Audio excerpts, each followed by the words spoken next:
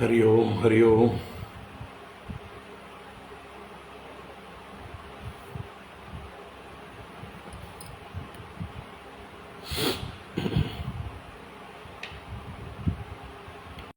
ഹരി ഓം.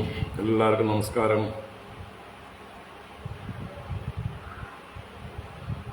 ഓം.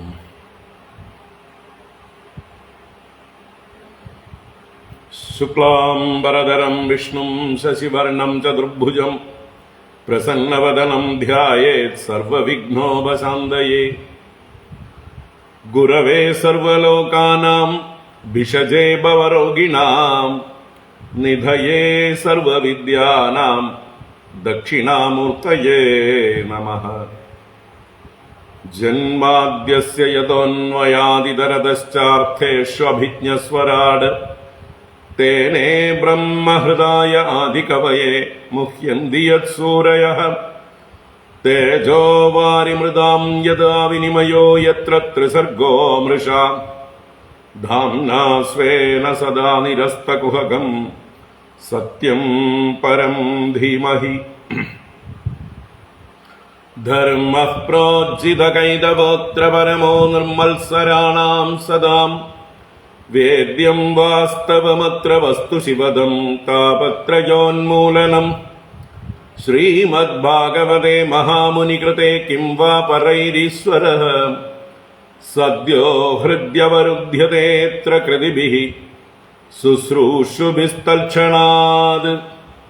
നിഗമകൽപതരോർഗളിതം ഫലം സുഖമുഖാദമൃതദ്രവ സംയുതം പിബത ഭാഗവതം രസമാലയം മുഹുരഹോ രസികാ ഭുവി ഭാവുകാഃ. നാരായണം നമസ്കൃത്യ നരം ചൈവ നരോത്തമം ദേവീം സരസ്വതീം വ്യാസം തതോ ജയമുദീരയേത്. യം പ്രവ്രജന്തമനുപേതമപേതകൃത്യം ദ്വൈപായനോ വിരഹകാതര ആജുഹാവ. പുത്രേതി തന്മയതയാ തരവോഭിനേദുഃ തം സർവഭൂതഹൃദയം മുനിമാനതോസ്മി.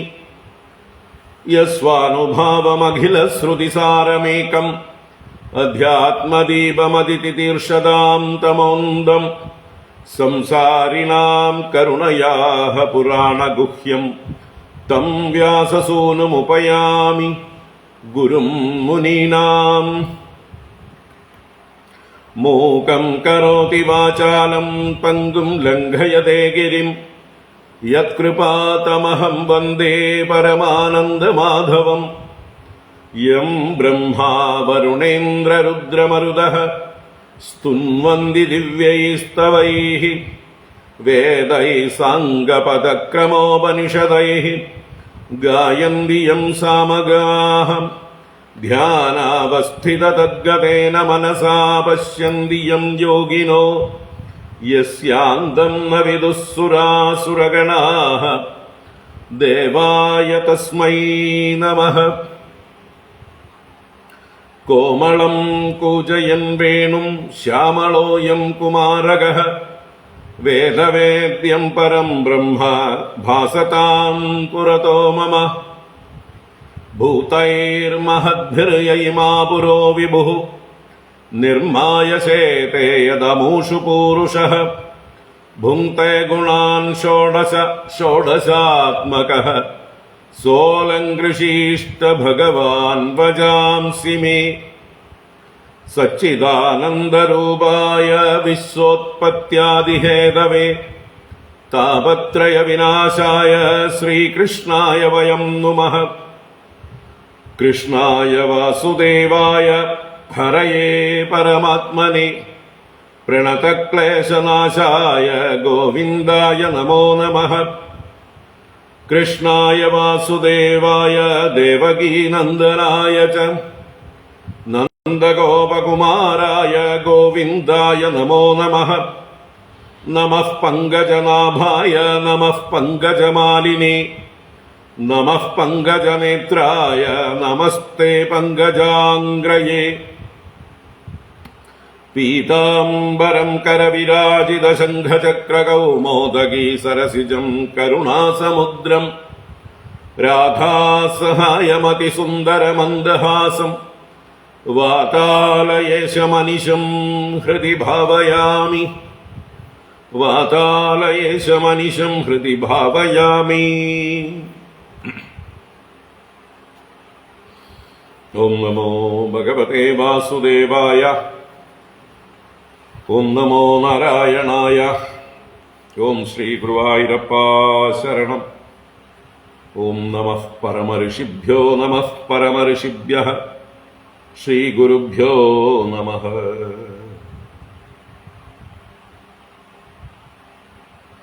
നാരായണ. ഹരി ഓം. എല്ലാവർക്കും നമസ്കാരം. എല്ലാവർക്കും സുപ്രഭാതം, ശുഭദിനം.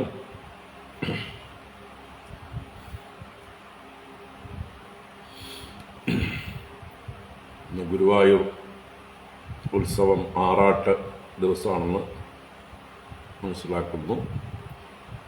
എല്ലാവർക്കും ഗുരുവായൂരപ്പൻ്റെ അനുഗ്രഹം ഉണ്ടാവട്ടെ.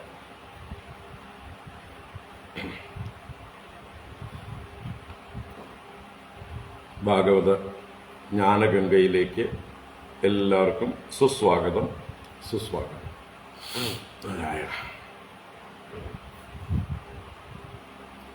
ഭാഗവത ജ്ഞാനഗംഗ ശ്രീകൃഷ്ണ ലീലാമൃതം നമ്മൾ ദശമസ്കന്ധം 46-ാം അധ്യായത്തിലേക്ക് പ്രവേശിക്കുകയാണ്. കഴിഞ്ഞ അധ്യായത്തിൽ നമ്മൾ ഭഗവാന്റെ ഉപനയനം, ഗുരുകുലവാസം, അതിനുശേഷം ഗുരുദക്ഷിണ സമർപ്പണം, ഗുരുദക്ഷിണയായിട്ട് സാന്ദീപനി മഹർഷിയുടെ മരിച്ചുപോയ പുത്രനെ യമലോകത്തു നിന്ന് തിരിച്ചു കൊണ്ടുവന്നു കൊടുത്തു പറഞ്ഞ മൃതപുത്ര ആനയനം എന്നുള്ളതായിട്ടുള്ള ലീല എല്ലാം നമ്മൾ വളരെ വിശദമായി ഇന്നലെ കണ്ടു. നമുക്കിനി പുതിയ അധ്യായത്തിലേക്ക് പ്രവേശിക്കാം. ഈ അധ്യായം ഉദ്ധവദൂതാണ് മുഖ്യ വിഷയം. വരുന്ന 2 അധ്യായങ്ങളും കൂടി 3 അധ്യായങ്ങളായിട്ടാണ് 46, 47, 48 3 അധ്യായങ്ങൾ ഉദ്ധവന്റെ ഗോകുലയാത്രയും ഭഗവാന്റെ ദൂതനായി യശോദ നന്ദന്മാരെയും തുടർന്ന് ഗോപികമാരെയും സമാശ്വസിപ്പിക്കുന്ന ഗോപികമാരുടെ കൂടെ 3 മാസത്തോളം ഉദ്ധവൻ ഗോകുലത്തിൽ കഴിയുന്നുണ്ട്. അത് കഴിഞ്ഞ് തിരിച്ചു വന്ന് ഭഗവാനോട് അവിടെ നടന്ന കാര്യങ്ങളെല്ലാം അറിയിക്കുന്നതുമായിട്ട് 3 അധ്യായങ്ങളാണ് ഈ പ്രകരണം ഉദ്ധവദൂത്. അതിൻ്റെ ആദ്യത്തെ അധ്യായം ഉദ്ധവൻ ഗോകുലത്തിൽ നിന്ന് ഭഗവാന്റെ നിർദ്ദേശങ്ങളൊക്കെ സ്വീകരിച്ചുകൊണ്ട് ഗോകുലത്തിലേക്ക് പോകുന്നതും അദ്ദേഹം ഗോകുലത്തിൽ എത്തിച്ചേരുന്നതും അവിടെ ഗോകുലത്തെ എങ്ങനെയാണ് അദ്ദേഹം ദർശിക്കുന്നത് എന്നുള്ള ഗോകുല വർണ്ണനയും, അത് കഴിഞ്ഞ് അദ്ദേഹത്തെ അവിടെ ഗോകുലത്തിൽ യശോദയും നന്ദഗോപരും സ്വീകരിച്ചതും സൽക്കരിച്ചതുമായിട്ടുള്ള കാര്യങ്ങളുമാണ് ഈ ആദ്യ അധ്യായത്തിൽ. രാമകൃഷ്ണന്മാരില്ലാത്ത ഗോകുലത്തിലേക്കാണ് അല്ലേ. അക്രൂരൻ പോയ പോലെയല്ല. അക്രൂരൻ പോകുമ്പോൾ രാമകൃഷ്ണന്മാരെ കാണാൻ വേണ്ടിയിട്ടുള്ള ഒരു യാത്രയായിരുന്നു. ഇവിടെ ഉദ്ധവൻ രാമകൃഷ്ണന്മാരുടെ സന്ദേശവാഹകനായിട്ട് രാമകൃഷ്ണന്മാരില്ലാത്ത ഗോകുലത്തിലേക്ക്, യശോദ നന്ദഗോപർ അവരുടെ ഗൃഹത്തിലേക്കാണ് നേരെ പോകുന്നത്. അവരുടെ സൽക്കാരങ്ങളെല്ലാം ഏറ്റുവാങ്ങുന്നതാണ് ഈ 1-ാം അധ്യായം അവസാനം. അത് കഴിഞ്ഞിനി അടുത്ത അധ്യായത്തിലാണ് ഉദ്ധവൻ ഗോപികമാരെയൊക്കെ കാണുന്നതും ഗോപികമാർ ഉദ്ധവനോട് കൃഷ്ണനോടുള്ള പരിഭവം ഭ്രമരഗീതം എന്ന പേരിൽ ഒരു 5 ശ്ലോകം കൊണ്ട് അവരുടെ പരിഭവം അറിയിക്കുന്നതുമായിട്ടുള്ള ഭാഗമൊക്കെ. അത് കഴിഞ്ഞ് ആ ഉദ്ധവൻ ഗോപികമാർ ഉദ്ധവനെ സ്വീകരിക്കുന്നതും ഉദ്ധവന് ഭഗവാൻ ലീല ചെയ്തതായിട്ടുള്ള വൃന്ദാവനം മുഴുവൻ കാണിച്ചു കൊടുക്കുന്നതും ഭഗവാൻ ഇന്നിടത്ത് ഇന്ന ലീലയാണ് ചെയ്തത് എന്ന് പറഞ്ഞു കൊടുക്കുക മാത്രമല്ല അഭിനയിച്ച് കാണിച്ചു കൊടുക്കുക കൂടി ചെയ്യുന്ന ഗോപികമാരുടെ കൂടെ ഭഗവാൻ ലീല ചെയ്ത എല്ലാ ആ വൃന്ദാവന ഭൂമിയിലും ഉദ്ധവൻ സഞ്ചരിക്കുന്നതും ആ ഗോപികമാരുടെ ഭഗവാനോടുള്ളതായിട്ടുള്ള ഭക്തി നേരിൽ കണ്ട് അനുഭവിക്കുകയും ഗോപികമാരുടെ ഭക്തിയെ സ്തുതിച്ചുകൊണ്ട് ഒരു 5 എന്താ പറയുക ഗംഭീര ശ്ലോകങ്ങളെ കൊണ്ട് പഞ്ചരത്നം എന്ന് പറയാം ഗോപികമാരെ സ്തുതിച്ച് നമസ്കരിക്കുന്ന വന്ദേ നന്ദബ്രജസ്ത്രീണാം താതരേണും അഭീക്ഷ്ണശഃ യാസാം ഹരികഥോദ്ഗീതം പുനാദിഭുവനത്രയം എന്ന് പറഞ്ഞ് ഗോപികമാരുടെ പാദധൂളികളെ നമസ്കരിക്കുന്ന ആ ഒരു തലത്തിലേക്ക് ഉദ്ധവനെ ഗോപികമാർ സ്വാധീനിച്ചു.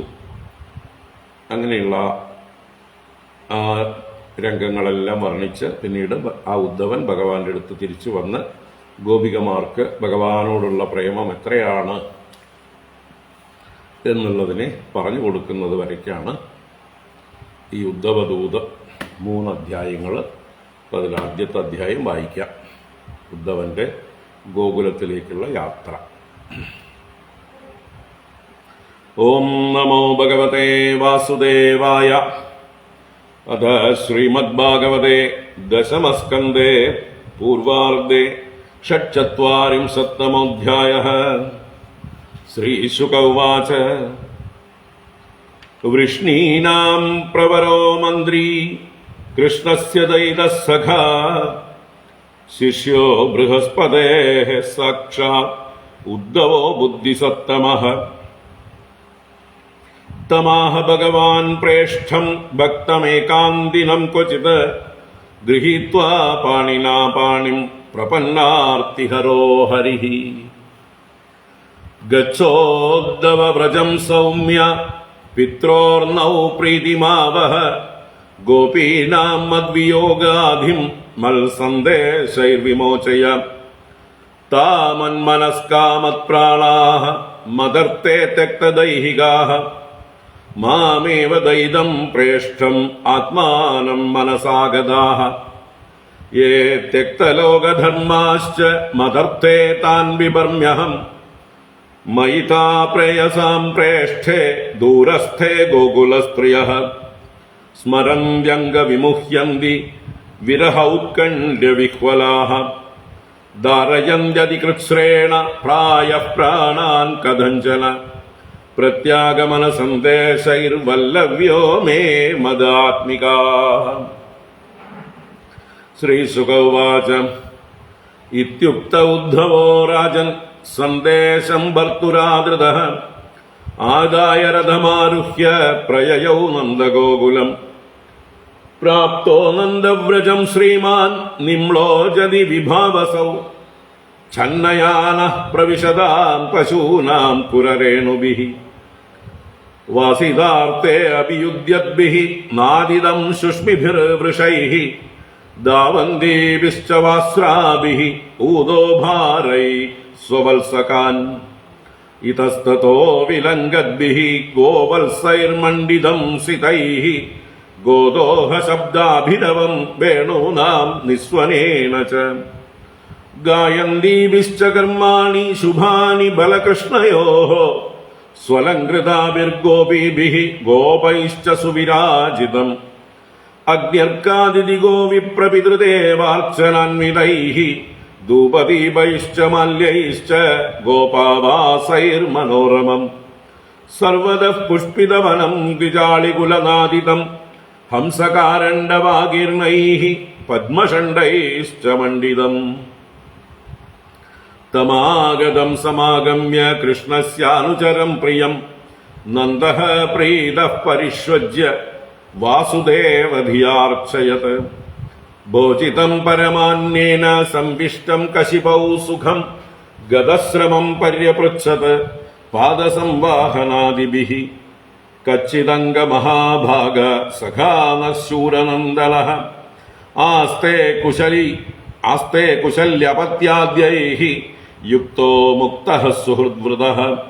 दिष्ट्या कंसो हतः पापः सानुगस्वेन पाप्मना साधूनां धर्मशीलानां യദൂനാം ദ്വേഷ്ടി യഃ സദാ അപി സ്മരതി നഃ കൃഷ്ണോ മാതരം സുഹൃദഃ സഖീൻ ഗോപാൻ വ്രജം ചാത്മനാഥം ഗാവോ വൃന്ദാവനം ഗിരിം അപ്യായാസ്യതി ഗോവിന്ദഃ സ്വജനാൻ സകൃദീക്ഷിതം തർഹി ദ്രക്ഷ്യാമ തദ്വക്ത്രം സുനസം സുസ്മിതേക്ഷണം ദാവാഗ്നേർവാദവർഷാച്ച വൃഷസർപ്പാച്ച രക്ഷിതാഃ ദുരത്യയേഭ്യോ മൃത്യുഭ്യഃ കൃഷ്ണേന സുമഹാത്മനാ സ്മരതാം കൃഷ്ണവീര്യാണി ലീലാഭംഗനിരീക്ഷിതം ഹസിതം ഭാഷിതം ചംഗ സർവാനഃ ശിഥിലാക്രിയാഃ സരിച്ഛൈലവനോദ്ദേശാൻ മുകുന്ദപദഭൂഷിതാൻ ആക്രീഡാനിക്ഷമാണാനാം മനോ യാതി തദാത്മതാം മന്യേ കൃഷ്ണം ച രാമം ച പ്രാപ്തൗ ഇഹ സുരോത്തമൗ സുരാണാം മഹദർത്ഥായ ഗർഗസ്യ വചനം യദാ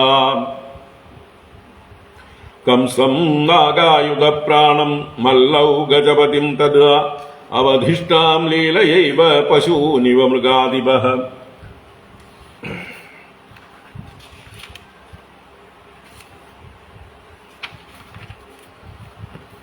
താലത്രയം മഹാസാരം ധനുര്യഷ്ടിമിവേ ഭരാട് ബഭഞ്ചൈകേന ഹസ്തേന സപ്താഹമദധാത് ഗിരിം പ്രലംബോദേനുഗോരിഷ്ടഃ തൃണാവർത്തോപഗാദയഃ ദൈത്യാസുരാസുരജിതോ ഹതായനേഹ ലീലയാ ശ്രീശുക ഉവാച ഇതി സംസ്മൃത്യ നന്ദഃ കൃഷ്ണാനുരക്തധീഃ അത്യുൽകണ്ഠോഭവത് തൂഷ്ണീം പ്രേമ പ്രസര വിഹ്വലഃ യശോദാവർണ്യമാനാനി പുത്രസ്യ ചരിതാനി ച ശൃണ്വന്ത്യ അശ്രൂണി അവാസ്രാക്ഷീത് സ്നേഹസ്നുതപയോധരാ തയോരിത്തം ഭഗവതി കൃഷ്ണേ നന്ദയശോദയോഃ വീക്ഷ്യാനുരാഗം പരമം നന്ദമാഹ ഉദ്ധവോ മുദാ ഉദ്ധവ ഉവാച യുവാം ശ്ലാഘ്യതമൗ നൂനം ദേഹിനാമിഹ മാനദ നാരായണേ അഖില ഗുരൗ യത്കൃതാമതിരീദൃശീ ഏതൗ ഹി വിശ്വസ്യ ച ബീജയോനി രാമോ മുകുന്ദഃ പുരുഷഃ പ്രധാനം അന്വീയഭൂതേഷു വിലക്ഷണസ്യ ജ്ഞാനസ്യ ചേഷാദൈമൗ പുരാണൗ യസ്മിൻ ജനഃ പ്രാണവിയോഗകാലേ ക്ഷണം സമാവേശ്യ മനോവിശുദ്ധം നിർഹൃത്യ കർമാശയമാശു യാതി പരാംഗതിം ബ്രഹ്മമയോർക്കവർണഃ തസ്മിൻ ഭവന്തൗ അഖിലാത്മഹേതൗ നാരായണേ കാരണമർത്യമൂർത്തൗ ഭാവം വിധത്താം നിതരാം മഹാത്മൻ കിം വാവശിഷ്ടം യുവയോ സുകൃത്യം ആഗമിഷ്യത്യദീർഘേണ കാലേന വ്രജമച്യുതഃ പ്രിയം വിധാസ്യത്തെ പിത്രോഃ ഭഗവാൻ സാത്വതാം ബലിഃ ഹത്വാ കംസം രംഗമധ്യേ പ്രതീപം സർവസാത്വതാം യദാ ഹവഃ സമാഗത്യ കൃഷ്ണഃ സത്യം കരോതി തത് മാ ഗിദ്യതം മഹാഭാഗൗ ദ്രക്ഷ്യത കൃഷ്ണമന്ദികേ അന്തർഹൃദി സഭൂതാനാം ആസ്തേ ജ്യോതിരിവൈധസി ന ഹ്യസ്യാസ്തി പ്രിയഃ കശ്ചിത് നാപ്രിയോ വാസ്ത്യമാനിനഃ നോത്തമോ നാധമോ നാപി സമാനസ്യാസമോപി വാ ന മാതാ ന പിതാ തസ്യ ന ഭാര്യാ ന സുതാദയഃ നാത്മീയോ ന പരശ്ചാപി ന ദേഹോ ജന്മ ഏവ ച ന ചാസ്യ കർമ്മ വാ ലോകേ സദസന്മിശ്രയോനിഷു ക്രീഡാർത്ഥഃ സോऽപി സാധൂനാം പരിത്രാണായ കൽപ്പത്തെ സത്വം രജസ്തമ ഇതി ഭജത്തെ നിർഗുണോ ഗുണാൻ ക്രീഡന്നതീതോത്ര ഗുണൈഃ സൃജത്യവതിഹന്ത്യജഃ യഥാ ഭ്രമരികാ ദൃഷ്ട്യാ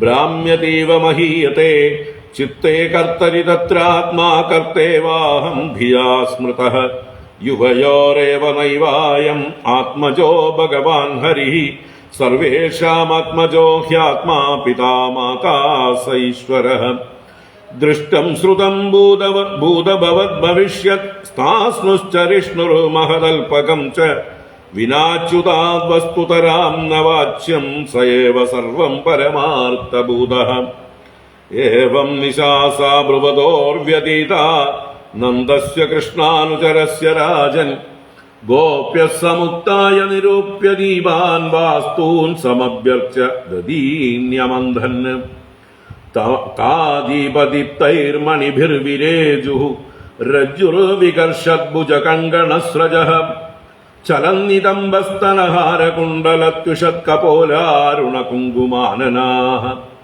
ഉദ്ഗായതീനാമരവിന്ദലോചനം വ്രജാംഗനാനാം ദിവമസ്പൃശധ്വനിഃ ദധ്നശ്ച നിർമന്ദനശബ്ദമിശ്രിതോ നിരസ്യതേയേന ദിശാം അമംഗളം ഭഗവത്യുദിതേ സൂര്യേ നന്ദദ്വാരി വ്രജൗകസഃ ദൃഷ്ട്വാ രഥം ശാതകൗംബം കസ്യായമിതി ചബ്രുവൻ അക്രൂര ആഗത കിം വാ യഃ കംസസ്യാർത്ഥസാധകഃ യേന നീതോ മധുപുരീം കൃഷ്ണഃ കമലലോചനഃ കിം സാധയിഷ്യത്യസ്മാഭിः ഭർത്തുഃ പ്രേതസ്യ നിഷ്കൃതിം ഇതി സ്ത്രീണാം വദന്തീനാം ഉദ്ധവോ അഘാകൃതാഹ്നികഃ. ഹരി ഓം. ഇത് ശ്രീമദ്ഭാഗവതേ മഹാപുരാണേ പാരമഹംസ്യാം സംഹിതായാം ദശമസ്കന്ധേ പൂർവാർദ്ധേ നന്ദശോക അപനയനം നാമ षट्चत्वारिंशत्तमोऽध्यायः. सर्वत्र गोविन्दनाम सङ्कीर्तनं गोविन्द गोविन्द. नारायणाखिलगुरो भगवन् नमस्ते. नारायणाखिलगुरो भगवन् नमस्ते.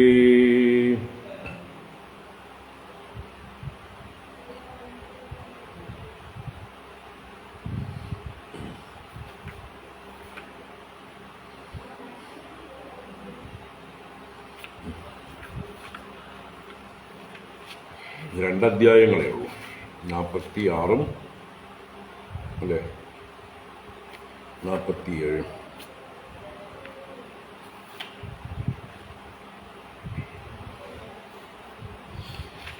ാറ് 47 രണ്ടധ്യായങ്ങളെ കൊണ്ടാണ് ഉദ്ധവദൂത്.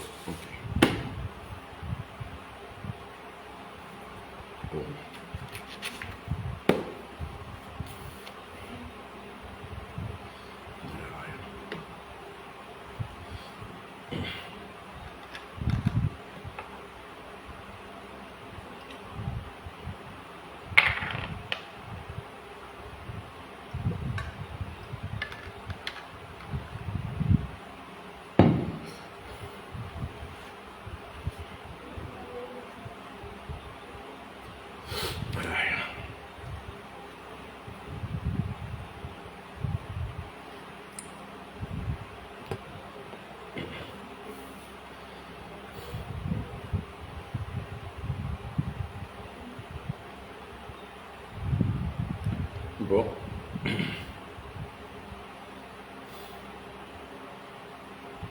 ഭഗവാന്റെ ഉപനയനം, ഗുരുകുലവാസം, ഗുരുപുത്ര ആനയനം ദക്ഷിണയായിട്ട് ഗുരുവിൻ്റെ അനുഗ്രഹം എല്ലാം വിസ്തരിച്ച് കണ്ടു. നമുക്ക് ഈ പുതിയ അധ്യായത്തിലേക്ക് പ്രവേശിക്കാം. 46-ാം അധ്യായം ഉദ്ധവദൂത്. അതിൽ ഉദ്ധവന്റെ ഗോകുലയാത്ര. ഓം നമോ ഭഗവതേ വാസുദേവായ. അത് ശ്രീമദ്ഭാഗവതേ ദശമസ്കന്ധേ षट्चत्वारिंशत्तमोऽध्यायः. श्रीशुक उवाच. वृष्णीनां प्रवरो मन्त्री कृष्णस्य दयितः सखा शिष्यो बृहस्पते साक्षात् उद्धवो बुद्धिसत्तमः. श्रीशुक उवाच. वृष्णीनां प्रवरो मन्त्री कृष्णस्य दयितः सखा शिष्यो बृहस्पते साक्षात् उद्धवो बुद्धिसत्तमः.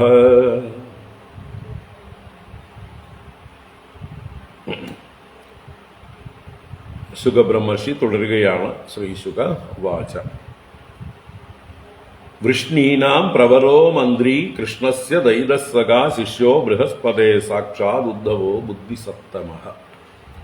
ഈ ശ്ലോകത്തില് ഒറ്റ കാര്യം ഉള്ളൂ, ഉദ്ധവനെ കുറിച്ചിട്ടുള്ള വിശേഷണങ്ങളാണ്. ആ ഉദ്ധവനെ ഭഗവാൻ ദൂതനായി തിരഞ്ഞെടുത്ത് അയക്കുന്ന അത് പറയാനായിക്കൊണ്ട് ഉദ്ധവനെ വിശേഷിപ്പിച്ചു ആദ്യം. എത്ര യോഗ്യനാണ് ഈ ഉദ്ധവൻ എന്ന് പറയാൻ വേണ്ടി എടുത്തു പറഞ്ഞു. വൃഷ്ണീനാം പ്രവരഹ, ഈ ഉദ്ധവൻ വൃഷ്ണീനാം പ്രവരഹ എന്ന് വെച്ചാൽ ഈ യദുവംശത്തിൽ വൃഷ്ണി വംശത്തിൽ വെച്ച് ഏറ്റവും പ്രവരനാണ്, ഏറ്റവും ശ്രേഷ്ഠനാണ്. ഉദ്ധവന് തുല്യനായിട്ട് മറ്റൊരു യാദവൻ അവിടെ ഇല്ല എന്ന് പറയാം. എന്നുവെച്ചാൽ ബലരാമകൃഷ്ണന്മാരൊഴിച്ച, രാമകൃഷ്ണന്മാർ മാറ്റി നിർത്തിക്കഴിഞ്ഞാൽ പിന്നെ ഉദ്ധവനോളം യോഗ്യനായിട്ടുള്ള ഒരു യാദവൻ അവിടെ ഇല്ല. അതുകൊണ്ടാണ് അദ്ദേഹത്തെ പ്രത്യേകം എടുത്തു പറഞ്ഞത്. വൃഷ്ണികളിൽ വെച്ച് ഉദ്ധവ സദൃശനായിട്ട് മറ്റൊരുവൻ ഇല്ല. പ്രവരനാണ്, പ്രകർഷേണ വരനാണ്. വരൻ എന്നാൽ ശ്രേഷ്ഠൻ. മന്ത്രി എന്നും പറഞ്ഞു. മന്ത്രി എന്ന് പറഞ്ഞാൽ കാര്യങ്ങളൊക്കെ നല്ലതുപോലെ ആലോചിച്ച് ധർമ്മപ്രകാരം യുക്തിപ്രകാരം എല്ലാവരുടെയും ഹിതവും പ്രിയവും നോക്കി പറയാൻ കഴിവുള്ള ആളാണ് നല്ല മന്ത്രി. അപ്പോൾ ആ കാര്യത്തിൽ, മന്ത്രണം ചെയ്യുന്ന കാര്യത്തിലും, കൃഷ്ണന് ഉപദേശം കൊടുക്കാനാണെങ്കിലും അല്ലെങ്കിൽ ഉഗ്രസേന രാജാവിന് ഉപദേശം കൊടുക്കാനാണെങ്കിലും മൊത്തത്തിൽ നാട്ടിൻ്റെ നന്മയ്ക്ക് വേണ്ടി നല്ലതുപോലെ അറിവോടുകൂടെ ഉപദേശിക്കാൻ പറ്റുന്ന ഒരു ഉത്തമനായിട്ടുള്ള ഉപദേഷ്ടാവാണ് മന്ത്രി എന്ന പദം കൊണ്ട്. മന്ത്രണം ചെയ്യാൻ യോഗ്യനായിരിക്കുന്നവൻ, എല്ലാ അറിവും ഉള്ള ആളാണ്. അപ്പോൾ ആ യോഗ്യതയുണ്ട് അദ്ദേഹത്തിന്. മന്ത്രണം ചെയ്യാനുള്ള യുക്തിയും പക്വതയും ഔചിത്യബോധവും എല്ലാം തികഞ്ഞ ആളാണ്. കൃഷ്ണസ്യ ദയിതഃ സഖാ. ഇനി ഭഗവാനെ സംബന്ധിച്ച് ദയിതനാണ്. ദയിതൻ എന്നാൽ ഏറ്റവും പ്രിയപ്പെട്ടവൻ. സഖാ നല്ല അടുത്ത കൂട്ടുകാരനുമാണ്. പ്രിയപ്പെട്ട കൂട്ടുകാരൻ എന്ന് ദയിതഃ സഖാ എന്ന് ഒന്നിച്ച് പറയാം. ദയിതനായ സഖാവ്. അപ്പൊ കൃഷ്ണന് എന്ത് രഹസ്യവും അങ്ങോട്ട് പറയാവുന്ന ആളും കൂടിയാണ്. പ്രായത്തിലൊക്കെ മൂത്ത ഒരാളാണെങ്കിൽ അല്ലെങ്കിൽ അടുപ്പമില്ലാത്ത ഒരാളാണെങ്കിൽ, തൻ്റെ സുഹൃത്തായി തനിക്ക് ഹിതം ചിന്തിക്കാത്ത ഒരാളാണെങ്കിൽ അവരോട് എല്ലാ രഹസ്യങ്ങളും പറയാൻ പറ്റുമോ? എല്ലാം നാട്ടിൽ പാട്ടാവും അല്ലേ? അപ്പോൾ നല്ല കൂട്ടുകാരോട് മാത്രമേ നമുക്ക് നമ്മുടെ സ്വകാര്യങ്ങളൊക്കെ തുറന്നു പറയാൻ പറ്റുള്ളൂ. ഇവിടെ ഭഗവാനെ സംബന്ധിച്ച് തൻ്റെ ഏത് കാര്യവും പറയാവുന്ന ഏറ്റവും ഉത്തമനായിട്ടൊരു സഖാവാണ്, ദയിതനാണ്. പ്രിയപ്പെട്ട കൂട്ടുകാരൻ എന്നർത്ഥം. കൃഷ്ണസ്യ ദയിതഃസഖാ. അത് കഴിഞ്ഞ് ശിഷ്യോ ബൃഹസ്പതേഹേ സാക്ഷാത്. ബൃഹസ്പതേഹേ സാക്ഷാത് ശിഷ്യ. ബൃഹസ്പതി ആരാ? ദേവഗുരു. എല്ലാ അറിവിന്റെയും മൂർത്തീഭാവമാണ്. ബുദ്ധിമാന്മാരിൽ വെച്ച്, അറിവുള്ളവരിൽ വെച്ച് മഹാനാണ് ബൃഹസ്പതി.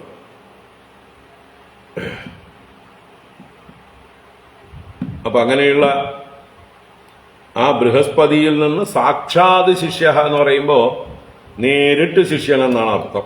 ഇമ്മീഡിയറ്റ്, വേറൊരു തലമുറ കഴിഞ്ഞിട്ടുള്ള ശിഷ്യനല്ല.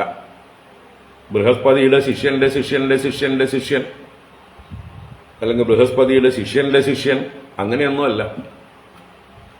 സാക്ഷാ എന്നുള്ളത് കൊണ്ട് ഡയറക്റ്റ് എന്നർത്ഥമാണ്. അപ്പൊ ബൃഹസ്പതിയിൽ നിന്ന് നേരിട്ട് തന്നെയാണ് വിദ്യകളൊക്കെ പഠിച്ചിരിക്കുന്നത്. വേറൊരാൾ ഇന്റർപ്രിട്ടേഷൻ ഇല്ല ഇടയിൽ. അങ്ങനെയാണെങ്കിൽ ചിലപ്പോൾ മാറ്റങ്ങൾ സംഭവിക്കാം അല്ലേ? ആ അറിവ് നാലാൾ കൈമാറി വരുമ്പോഴേക്കും ചിലപ്പോൾ രൂപം മാറും അതിൻ്റെ. ഇവിടെ അങ്ങനെയില്ല. നേരിട്ട് തന്നെ ബൃഹസ്പതിയിൽ നിന്ന് തന്നെ വിദ്യാഭ്യാസം ചെയ്തിട്ടുള്ള ആളാണ് ഈ ഉദ്ധവൻ. അപ്പോൾ അങ്ങനെയുള്ള ബുദ്ധിസത്തമഹ, ബുദ്ധി ഉള്ളവരിൽ വെച്ച് ഏറ്റവും ശ്രേഷ്ഠൻ, സത്തമനാണ്. സത്തായ ബുദ്ധിയോടുകൂടിയവൻ ശ്രേഷ്ഠൻ എന്നൊക്കെ അർത്ഥം. അപ്പൊ ഏറ്റവും യോഗ്യനായിട്ടുള്ള ഒരാളെയാണ് ഇവിടെ ഭഗവാൻ തൻ്റെ പ്രിയപ്പെട്ട എല്ലാമായ ഗോപികമാരെ, ഭക്തകളായ ഗോപികമാരെ ആശ്വസിപ്പിക്കാനും അച്ഛനമ്മമാരായ നന്ദരെയും യശോദയെയും ആശ്വസിപ്പിക്കാനുമായിട്ട് തിരഞ്ഞെടുത്തത്. ഇതിൽ ബെസ്റ്റ് വേറൊരാളെ കിട്ടാനില്ല. ഏറ്റവും യോഗ്യനായിട്ടുള്ള ആളെ തിരഞ്ഞെടുത്തു. കാരണം അയക്കുന്നത് എവിടേക്കാണ്? ഗോകുലത്തിലേക്കാണ്. അപ്പോൾ ഒട്ടും കുറവുള്ള ആളാവാൻ പാടില്ല എന്ന് ഭഗവാന്റെ നിർബന്ധം. അപ്പോൾ ഭഗവാന് ഗോപികമാരോടും മറ്റുള്ള അദ്ദേഹത്തിൻ്റെ ആ ഒരു കരുതൽ ആറ്റിറ്റ്യൂഡിനെയാണ് ഇത് കാണിക്കുന്നത്. എന്ന് വെച്ചാൽ ഭഗവാൻ പോകുന്നതിന് തുല്യം തന്നെയാണ് ഈ ഉദ്ധവൻ പോയി കഴിഞ്ഞാൽ. അതുപോലെയുള്ള കഴിവുള്ള ആളാണ്. ഭഗവാന്റെ എന്താ പറയുക, ഉത്സവമൂർത്തി എന്ന് പല മഹാത്മാക്കളും പറയും. നമ്മുടെ ക്ഷേത്രത്തിൽ അകത്തിരിക്കുന്ന പ്രതിഷ്ഠ അഷ്ടബന്ധമൊക്കെ ഉറപ്പിച്ചിരിക്കുന്നത് മൂലവർ എന്ന് പറയും. മൂലമൂർത്തിയാണ്. അതിനനങ്ങാൻ പറ്റില്ല. അതവിടെ തന്നെ പൂജകൾ ഏറ്റുവാങ്ങിക്കൊണ്ട് അഭിഷേകങ്ങൾ ഏറ്റുവാങ്ങിക്കൊണ്ട് അവിടെ തന്നെ ഇരിക്കുന്നു. അപ്പോൾ തമിഴിൽ മൂലവർ എന്നാ പറയുക. പ്രതിഷ്ഠയെ, അവിടെ പ്രതിഷ്ഠിക്കുള്ള മുഖ്യമൂർത്തിയെ മൂലവർ എന്ന് പറയും. അതിനോട് അടുത്ത് തന്നെ വെച്ചിരിക്കുന്നതാണ് തിടമ്പ് അല്ലെങ്കിൽ ഉത്സവമൂർത്തി. നമ്മൾ കേരളത്തിൽ തിടമ്പ് എന്ന് പറയും. മറ്റേ തമിഴ്നാട്ടിൽ ഉച്ചവർ എന്ന് അവർ പറയുക. ഉത്സവമൂർത്തി എന്നുള്ളതിന് അവർ ചുരുക്കിയിട്ട് ഉച്ചവർ, മൂലവർ, ഉച്ചവർ. അപ്പോൾ അവിടെ ഒരു ആളുകളുടെ ഇടയിൽ സംഭാഷണത്തിൽ തന്നെ വളരെ എന്താ പറയുക, പ്രമുഖനായിട്ടുള്ള ഒരു വ്യക്തിയുടെ വളരെ കോൺഫിഡൻഷ്യൽ ആയിട്ടുള്ള സെക്രട്ടറി പോലെ, അസിസ്റ്റന്റ് പോലെ വിശ്വസ്തനായിട്ടുള്ള ഒരാൾ ഒരു ഭാഗത്തേക്ക് വരുമ്പോൾ നേരിട്ട് അവർ ഇതിനെക്കുറിച്ച് പറയുന്നത് തന്നെ ഇന്നാളോട് ഇതാ ഉത്സവർ വന്നിരിക്കാർ, ഉച്ചവർ വന്നിരിക്കാർ. മൂലവര് ഉച്ചവരെ അനുപ്പിവെക്കുകയാണ്. അപ്പോൾ ഉത്സവത്തിൽ രഥത്തിലും മറ്റുമൊക്കെ എഴുന്നള്ളിക്കുന്ന മൂർത്തി, അല്ലെങ്കിൽ നമ്മുടെ കേരളത്തിലാണെങ്കിൽ ആനപ്പുറത്ത് എഴുന്നള്ളിക്കുന്ന തിടമ്പ്, അതിനെയാണ് ഉത്സവമൂർത്തി എന്ന് പറയുക. അപ്പൊ അതുപോലെ ഭഗവാൻ ശ്രീകൃഷ്ണൻ മധുരാപുരിയിലെ മൂലവരായിരുന്നു കൊണ്ട് ഭഗവാന്റെ മറ്റൊരു പ്രതിപുരുഷനെ, ഒരു ഉത്സവമൂർത്തിയെ തന്നെയാണ് തന്റെ ദൂതനായിട്ട് ഗോകുലത്തിലേക്ക് അയക്കുന്നത്. സമാധാനിപ്പിക്കാൻ ഗോപികമാരെയും യശോദ നന്ദഗോപന്മാരെയും വേണ്ടതുപോലെ സമാധാനിപ്പിക്കാനുള്ള സാമർഥ്യമുള്ള, ഇനി എന്തിന് ഭഗവാന്റെ എന്താ പറയുക, നിർമാല്യധാരി കൂടിയാണ്. ഭഗവാൻ ഉപയോഗിച്ച വസ്തുക്കള് ഭഗവാനിൽ നിന്ന് ശേഖരിച്ച് ആ നിർമാല്യങ്ങളൊക്കെയാണ് ഉദ്ധവൻ അണിയുക. ദൂരത്തുനിന്ന് ഉദ്ധവൻ വരുന്ന കണ്ടാൽ ഭഗവാൻ വരുന്നു എന്ന് തന്നെ തോന്നും. ആ രീതിയിൽ താതാത്മ്യമുള്ള ആളാണ്. ഭഗവാനെ തന്നെ നിരന്തരം ചിന്തിച്ച് ഭഗവാന്റെ കൂടെ നടന്ന് ഭഗവാനെ അനുകരിച്ച് ഭഗവാന്റെ വസ്ത്രങ്ങളും ആഭരണങ്ങളും ഒക്കെ ഭഗവാനിൽ നിന്ന് പ്രസാദമായി സ്വീകരിച്ച് ആ നിർമാല്യധാരിയായി ശരിക്കും ഭഗവാനുമായി താതാത്മ്യം പ്രാപിച്ചിട്ടുള്ള ഒരാളാണ്. ഭഗവാന്റെ ഹൃദയം അറിയുന്ന ആളാണ് ഈ ഉദ്ധവർ എന്ന് പറയുന്ന മഹാശയൻ. അപ്പൊ അദ്ദേഹത്തെക്കുറിച്ച് ഗംഭീരമായിട്ട് വർണ്ണിച്ചു. വൃഷ്ണീനാം പ്രവരഃ മന്ത്രി കൃഷ്ണസ്യ ദൈതസഖാ ബൃഹസ്പതേ സാക്ഷാത് ശിഷ്യഃ ബുദ്ധിസത്തമഃ. 5 മഹാവിശേഷണങ്ങളെ കൊണ്ടാണ് ഉദ്ധവനെ ഇൻട്രൊഡ്യൂസ് ചെയ്യുന്നത്. ഇതുവരെയ്ക്ക് ഉദ്ധവനെ ഇൻട്രൊഡ്യൂസ് ചെയ്തിട്ടില്ല ഭാഗവതത്തിൽ. ഫസ്റ്റ് ടൈമാണ് ശുഖബ്രഹ്മർഷി ഉദ്ധവരെ കുറിച്ച് പറയുന്നത്. അതൊരു 1.5 വിശേഷണങ്ങളോട് കൂടിയിട്ടാണ് അവതരിപ്പിക്കുന്നത് എന്ന് പറയാം. അപ്പൊ ഉദ്ധവന് എത്ര പ്രാധാന്യമുണ്ട് എന്ന് മനസ്സിലാക്കുക. ആ ഉദ്ധവന് മാത്രമേ ഇതുപോലെ ഭഗവാൻ ഉദ്ദേശിച്ച പോലെ ഗോകുലത്തിൽ ചെന്ന് കാര്യങ്ങൾ സാധിച്ചു വരാൻ സാധിക്കുള്ളൂ. തമാഹ ഭഗവാൻ പ്രേഷ്ഠം ഭക്തം ഏകാന്തിനം ക്വചിത് ഗൃഹീത്വാ പാണിനാ പാണിം പ്രപന്നാർത്തിഹരോ ഹരിഃ. തമാഹ ഭഗവാൻ പ്രേഷ്ഠം ഭക്തം ഏകാന്തിനം ക്വചിത് ഗൃഹീത്വാ പാണിനാ പാണിം പ്രപന്നാർത്തിഹരോ ഹരിഃ. ഭഗവാൻ പ്രപന്നാർത്തിഹരഃ ഹരിഃ. ഭഗവാൻ പ്രപന്നാർത്തിഹരഃ ഹരിഃ ഭഗവാനെ വിശേഷിപ്പിച്ചതാണ്. ഭഗവാൻ സർവൈശ്വര്യ പരിപൂർണൻ, ജ്ഞാനാദി പരിപൂർണനായിട്ടുള്ള ഭഗവാൻ പ്രപന്ന ആർത്തിഹരഃ, പ്രപന്നാനാം ആർത്തിഹരഃ. പ്രപന്നന്മാരെ തന്നെ ആശ്രയിച്ചിരിക്കുന്നവരുടെ എല്ലാ ദുഃഖങ്ങളെയും നശിപ്പിക്കുന്നവനാണ് ഈ ഹരി. എല്ലാ ദുഃഖങ്ങളെയും ഹരിക്കുന്നവനായതുകൊണ്ടും ഹരി. അപ്പോൾ ആരാണ് ഇവിടെ പ്രപന്നന്മാര്? ഗോപികമാര് തന്നെയാണ്. തന്നെ ശരണം പ്രാപിച്ചിരിക്കുന്ന, തന്നെ തന്നെ സർവസ്വവുമായി കരുതിയിരിക്കുന്ന, തന്നിൽ എല്ലാം അർപ്പിച്ചിരിക്കുന്നവരായ ആ പ്രപന്നകളായ ഗോപികമാരുടെ ദുഃഖത്തെ ഹരിക്കുവാനായിക്കൊണ്ട് ഭഗവാൻ തീരുമാനിച്ചു. എന്നിട്ട് എന്ത് ചെയ്തു? തമാഹ, അവനോട് പറഞ്ഞു. അവൻ എങ്ങനെയുള്ളവൻ? പ്രേഷ്ടം ഭക്തം ഏകാന്തിനം ക്വചിത്. അപ്പൊ പിന്നെയും വിശേഷണങ്ങളാണ് ആർക്ക്? ഉദ്ധവന്. എങ്ങനെയുള്ളവനാണ്? ഏകാന്തിനം പ്രേഷ്ടം ഭക്തം, തന്നെ തന്നെ സേവിക്കുന്നവനായ, ഏകാന്ത ഭക്തിയോടുകൂടിയവനായ, പ്രേഷ്ഠൻ പ്രിയതമനായിരിക്കുന്ന, അതിസ്നേഹമുള്ളവനായ, ഭക്തനായ, തന്നെ സേവിക്കുന്നവനായിട്ടുള്ള ആ ഉദ്ധവനെ ഭഗവാൻ എന്ത് ചെയ്തു? ക്വചിത് ഒരിക്കൽ പാണിനാ പാണിം ഗൃഹീത്വ, പാണിനാ പാണിം ഗൃഹീത്വ, ഭഗവാൻ അവന്റെ കയ്യിനെ പിടിച്ചു, ഉദ്ധവന്റെ കയ്യിനെ ചേർത്ത് പിടിച്ചു. അപ്പോ എത്ര കാര്യമായിട്ടാണ് ഭഗവാൻ ഉദ്ധവനോട് ഈ ഒരു സന്ദേശം പറയുന്നത് എന്നുള്ളതിന്റെ ഒരു ലക്ഷണമാണ് കൈ പിടിച്ച് പറയുക. എവിടെയെങ്കിലും ദൂരെ നിന്നിട്ട് എന്നാ പിന്നെ അത് പോയിട്ട് സാധിച്ചിട്ട് വരൂ കേട്ടോ എന്ന് എവിടെയെങ്കിലും നിന്ന് ആംഗ്യം കാണിക്കുകയല്ല. വളരെ എന്താ പറയുക, സീരിയസ് ആയിട്ടുള്ള കാര്യമാണ്, കരുതലോടെ ചെയ്യേണ്ടതാണ്. അതിന്റെ ഗൗരവത്തോടുകൂടി അത് കേൾക്കൂ, വേണ്ട പോലെ മനസ്സിലാക്കിയിട്ട് വേണം ഇവിടുന്ന് പോകാൻ. ആ വേണ്ട പോലെ മനസ്സിലാക്കണം, അല്ലേ? അവധാരണയോടെ കേൾക്കൂ എന്നുള്ളത് പറയാൻ വേണ്ടിയിട്ടാണ് ആ കൈ പിടിച്ചിരിക്കുന്നത്. ആ കൈ പിടിച്ചാൽ തന്നെ അതിന്റെ അർത്ഥം വളരെ സീരിയസ് ആണ് എന്നാണ്. നമ്മുടെ ശ്രീരാമസ്വാമി ഹനുമാൻ സ്വാമിയെ സീതാന്വേഷണത്തിന് അയക്കുന്നതായിട്ടുള്ള സമയത്ത് ബാക്കി എല്ലാവരും അങ്ങോട്ട് നീങ്ങിയപ്പോഴും ഹനുമാൻ സ്വാമി അവിടെ തന്നെ നിന്നപ്പോൾ അടുത്തേക്ക് വിളിച്ച് ഇങ്ങനെ കൈപിടിച്ചിട്ടാണ് ഈ തൻ്റെ അങ്കുലീയം കൊടുത്ത് കാര്യമായിട്ട് പറഞ്ഞയച്ചത്. ആ ഹനുമാൻ സ്വാമിയാണ് തൻ്റെ കാര്യം സാധിക്കാൻ ഏറ്റവും യോഗ്യനായിരിക്കുന്നവൻ, ഫിറ്റസ്റ്റ് എന്ന് മനസ്സിലാക്കി ഇദ്ദേഹം അത് സാധിച്ചു വരും എന്നുള്ള ഉറപ്പോടുകൂടി കൊടുത്തു. അപ്പം അതുപോലെയാണ് അവിടെ കൈപിടിച്ച് എന്ത് പറഞ്ഞു? ഉത്തമാഹ, അവനോട് പറഞ്ഞു. ആ ഉദ്ധവനോട് ഭഗവാൻ പറയുന്ന വാക്കുകളാണ് ഇനിയുള്ള ഒരു 4-5 ശ്ലോകങ്ങൾ. 6-ാം ശ്ലോകം വരെ.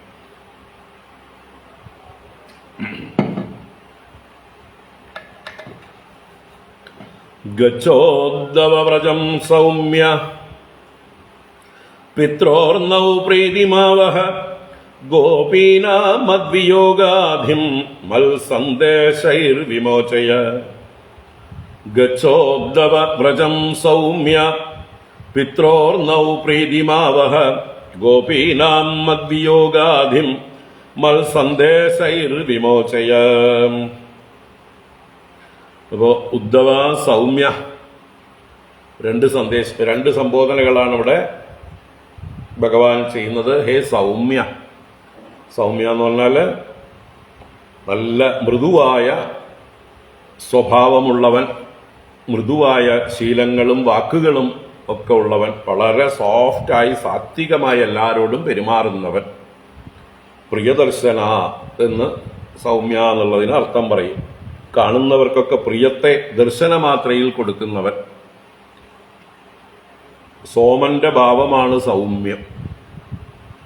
സോമൻ ആരാണ്? ചന്ദ്രനാണ്. അപ്പൊ ചന്ദ്രനെ കാണും പോലെയാണ് ചില ആളുകളെയൊക്കെ കണ്ടു കഴിഞ്ഞാൽ നമ്മുടെ കണ്ണിന് ഒരു ആഹ്ലാദം ഉണ്ടാവുക, കുളിരുണ്ടാവുക,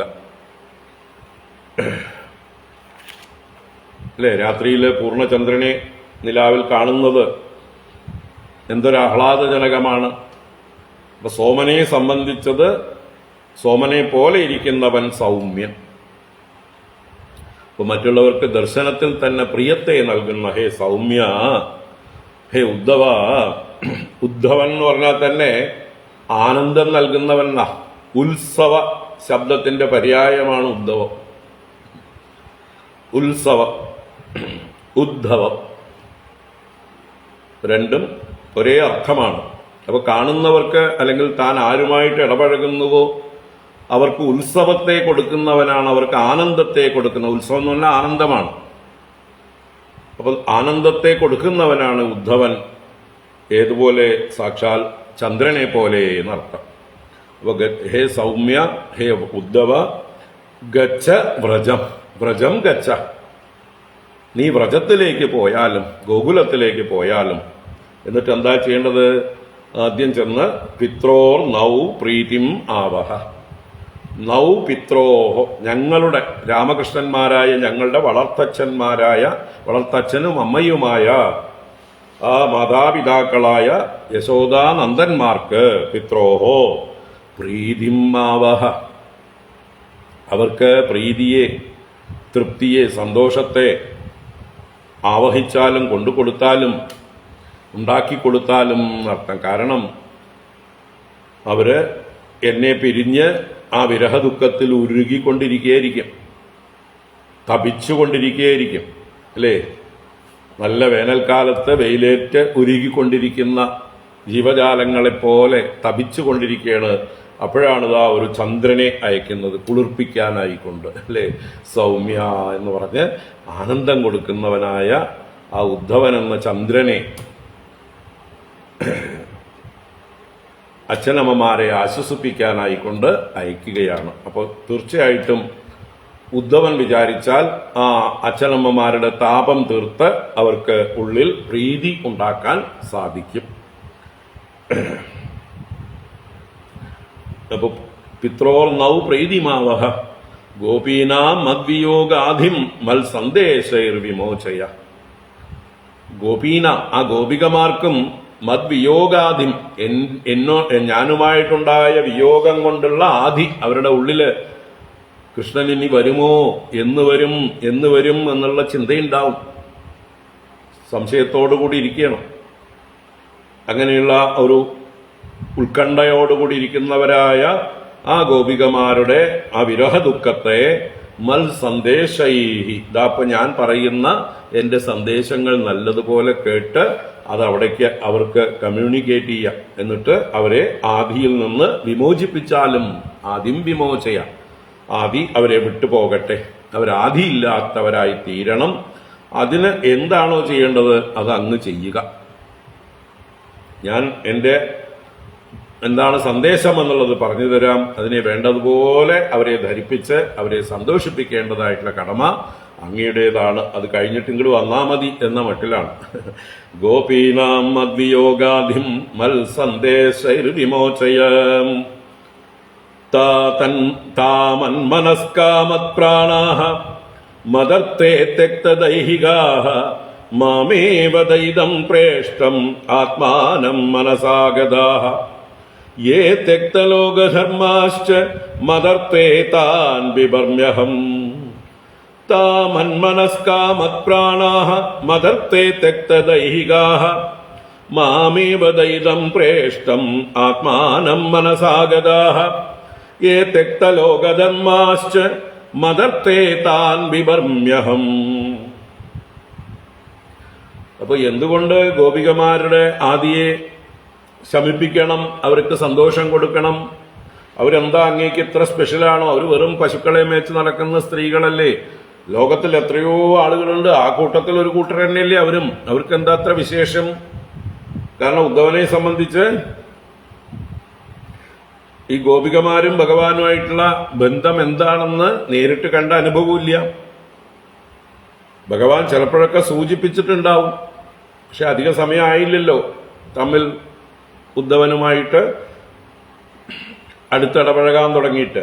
കംസവധം കഴിഞ്ഞ് ഭഗവാൻ ഗുരുകുലത്തിൽ പോയി തിരിച്ചു വന്നു. കുറച്ചു ദിവസം ഒന്നിച്ച് താമസിച്ചിട്ടുണ്ടാവും. അപ്പോഴേക്കാണ് ഈ ഉദ്ധവനെ മന്ത്രിയാക്കിയതൊക്കെ. അപ്പൊ എന്തായാലും കുറച്ച് ദിവസത്തെ ഒരു അടുപ്പമേ ഉള്ളൂ. അപ്പൊ അതിന്റെ ഇടയിൽ സന്ദർഭം കിട്ടിയപ്പോഴൊക്കെ ഭഗവാൻ ഗോപികമാരെ കുറിച്ച് സൂചിപ്പിച്ചിട്ടുണ്ടാവും. എന്നാലും അത് ഇത്ര തീവ്രമാണ് ഗോപികമാർക്ക് ഭഗവാനോടുള്ള പ്രേമം. അവരിത്രയും ഉയർന്ന തലത്തിലാണ് സർവസ്വവും ഭഗവാനിൽ അർപ്പിച്ചവരാണ് എന്നുള്ള അവരുടെ ആ ഉന്നതമായിട്ടുള്ള ഭഗവാനോടുള്ള ഭക്തിഭാവമൊന്നും ഉദ്ധവന് നേരിട്ട് കണ്ട അനുഭവമില്ല. അപ്പൊ അതുകൊണ്ട് അദ്ദേഹത്തിന് എന്തിനാ ഇപ്പൊ ഭഗവാൻ ഇത്ര സീരിയസ് ആയിട്ട് എടുക്കണം, ഈ ഗോപികമാരെ പ്രത്യേകമായിട്ട് പരിഗണിക്കണത് എന്നുള്ള സംശയം ഉദ്ധവന്റെ നോട്ടത്തിൽ ഉണ്ടായിട്ടുണ്ടാവും അല്ലേ? അതെന്താ പ്രത്യേകിച്ച് ഗോപികമാരെ മാത്രം പറഞ്ഞു, ഗോപന്മാരെ പ്രത്യേകം പറഞ്ഞില്ല? അപ്പോൾ നോട്ടത്തിൽ തന്നെ ഭഗവാൻ പിടികിട്ടി, ഇവന് ഞാനും ഗോപികമാരും തമ്മിലുള്ള ബന്ധം ഒന്ന് മനസ്സിലാക്കി കൊടുക്കണം, അതിനാണ് ഞാൻ പ്രത്യേകിച്ച് ഇവനെ അയക്കുന്നത്. അപ്പൊ ആ കാര്യഗൗരവം ഉൾക്കൊള്ളാൻ വേണ്ടി പറഞ്ഞതാണ് താഹ മന്മനസ്കാഹ. ആ ഗോപികമാരുണ്ടല്ലോ, അവർ എന്നിൽ തന്നെ മനസ്സർപ്പിച്ചവരാണ്. മന്മനസ്കാഹ. ഭഗവാൻ ഗീതയിലൂടെ അർജുനനോടും നമ്മളോടൊക്കെ ആവശ്യപ്പെടുന്നുണ്ട്, നിങ്ങളൊക്കെ എന്നിൽ തന്നെ മനസ്സ് വെച്ചവരായി ഭവിക്കൂ. മന്മനാഭവ മദ്ഭക്തഃ മദ്യാജീ മാം നമസ്കുരു മാമേ വൈഷ്യസി യുക്തൈവം പ്രതിജാനേ പ്രിയോസി മേ.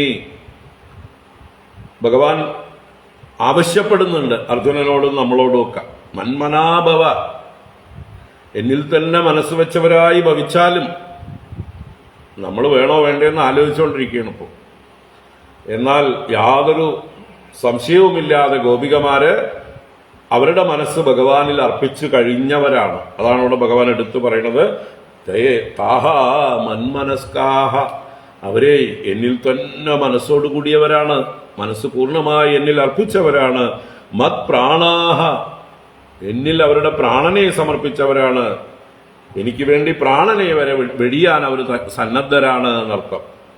അവർക്ക് പ്രാണനും ഞാനും ഏതാ വലുതെന്ന് ചോദിച്ചാൽ അവർ പറയും, ഞങ്ങൾ കൃഷ്ണന് വേണ്ടി പ്രാണനെ വെടിയാം. അത്ര കൃഷ്ണനെ പ്രാണനേക്കാൾ ഉപരിയാണ് മത് പ്രാണാഹ. മദർത്തെ തെക്ത ദൈഹികാഹ. മദർത്തെ, എനിക്ക് വേണ്ടി തെക്ത ദൈഹികാഹ, അവര് ദൈഹിക കർമ്മങ്ങൾ, ദേഹത്തെ സംബന്ധിച്ച കാര്യങ്ങളെല്ലാം ഉപേക്ഷിച്ചവരാണ്. അവർക്ക് അവരുടെ ദേഹകാര്യങ്ങളിലൊന്നും വലിയ താല്പര്യമില്ല. എപ്പോഴും എന്നെ സ്മരിച്ചുകൊണ്ട് അവരുടെ ദേഹത്തെ തന്നെ വിസ്മരിച്ചിരിക്കുന്നവരാണ് അവര്. അവർക്ക് നേരാനേരങ്ങളിൽ ഭക്ഷണം കഴിക്കണോ, ശരീരത്തിന് വേണ്ടതായിട്ടുള്ള മറ്റു കർമ്മങ്ങളൊക്കെ ചെയ്യണോ, ഇതൊന്നും അവർക്ക് പ്രശ്നമല്ല. അവരുടെ ചിന്തയിൽ മുഴുവൻ കൃഷ്ണനാണ്. കൃഷ്ണന് വേണ്ടി എന്തും ചെയ്യാൻ അവർ സന്നദ്ധരാണ്. അപ്പൊ അങ്ങനെ ദേഹകർമ്മങ്ങൾ പോലും എനിക്ക് വേണ്ടി ഉപേക്ഷിച്ചവരാണവർ. മദർത്തെ തെക്ത ദൈഹികാഹ മാമേവ ദൈതം പ്രേഷ്ടം ആത്മാനം മനസാ ഗതാഹ. അവരുടെ ദൈതനും പ്രേഷ്ഠനും ആത്മാവുമായ മാമേവ മനസാ ഗതാഹ. അപ്പോ ദൈതം ഏറ്റവും പ്രിയപ്പെട്ടവനായ പ്രേഷ്ഠൻ, പ്രിയതമനായ, അത്യന്തം പ്രിയനായ ആത്മാനം മാമേവ, അവരുടെയൊക്കെ ആത്മാവായി തന്നെ ഇരിക്കുന്ന, അവരുടെ ആത്മസ്വരൂപനായ എന്നെ തന്നെ മനസാഗതാഹ, മനസ്സുകൊണ്ട് പ്രാപിച്ചവരാകുന്നു അവർ. അതുകൊണ്ട് ആ ഗോപികമാരെ കുറിച്ച് അങ്ങ് അവജ്ഞയോട് കാണരുത്. അവരെ വളരെ എന്താ പറയുക, ബഹുമാനത്തോടുകൂടി കാണണം. എനിക്ക് ഏറ്റവും ഈ ഭൂമിയിൽ ആരെങ്കിലും പ്രിയപ്പെട്ടവരുണ്ടെങ്കിൽ എന്താ പറയുക, എല്ലാവരിലും വെച്ച് പ്രിയപ്പെട്ടത് ഈ ഗോപികമാരാണ്.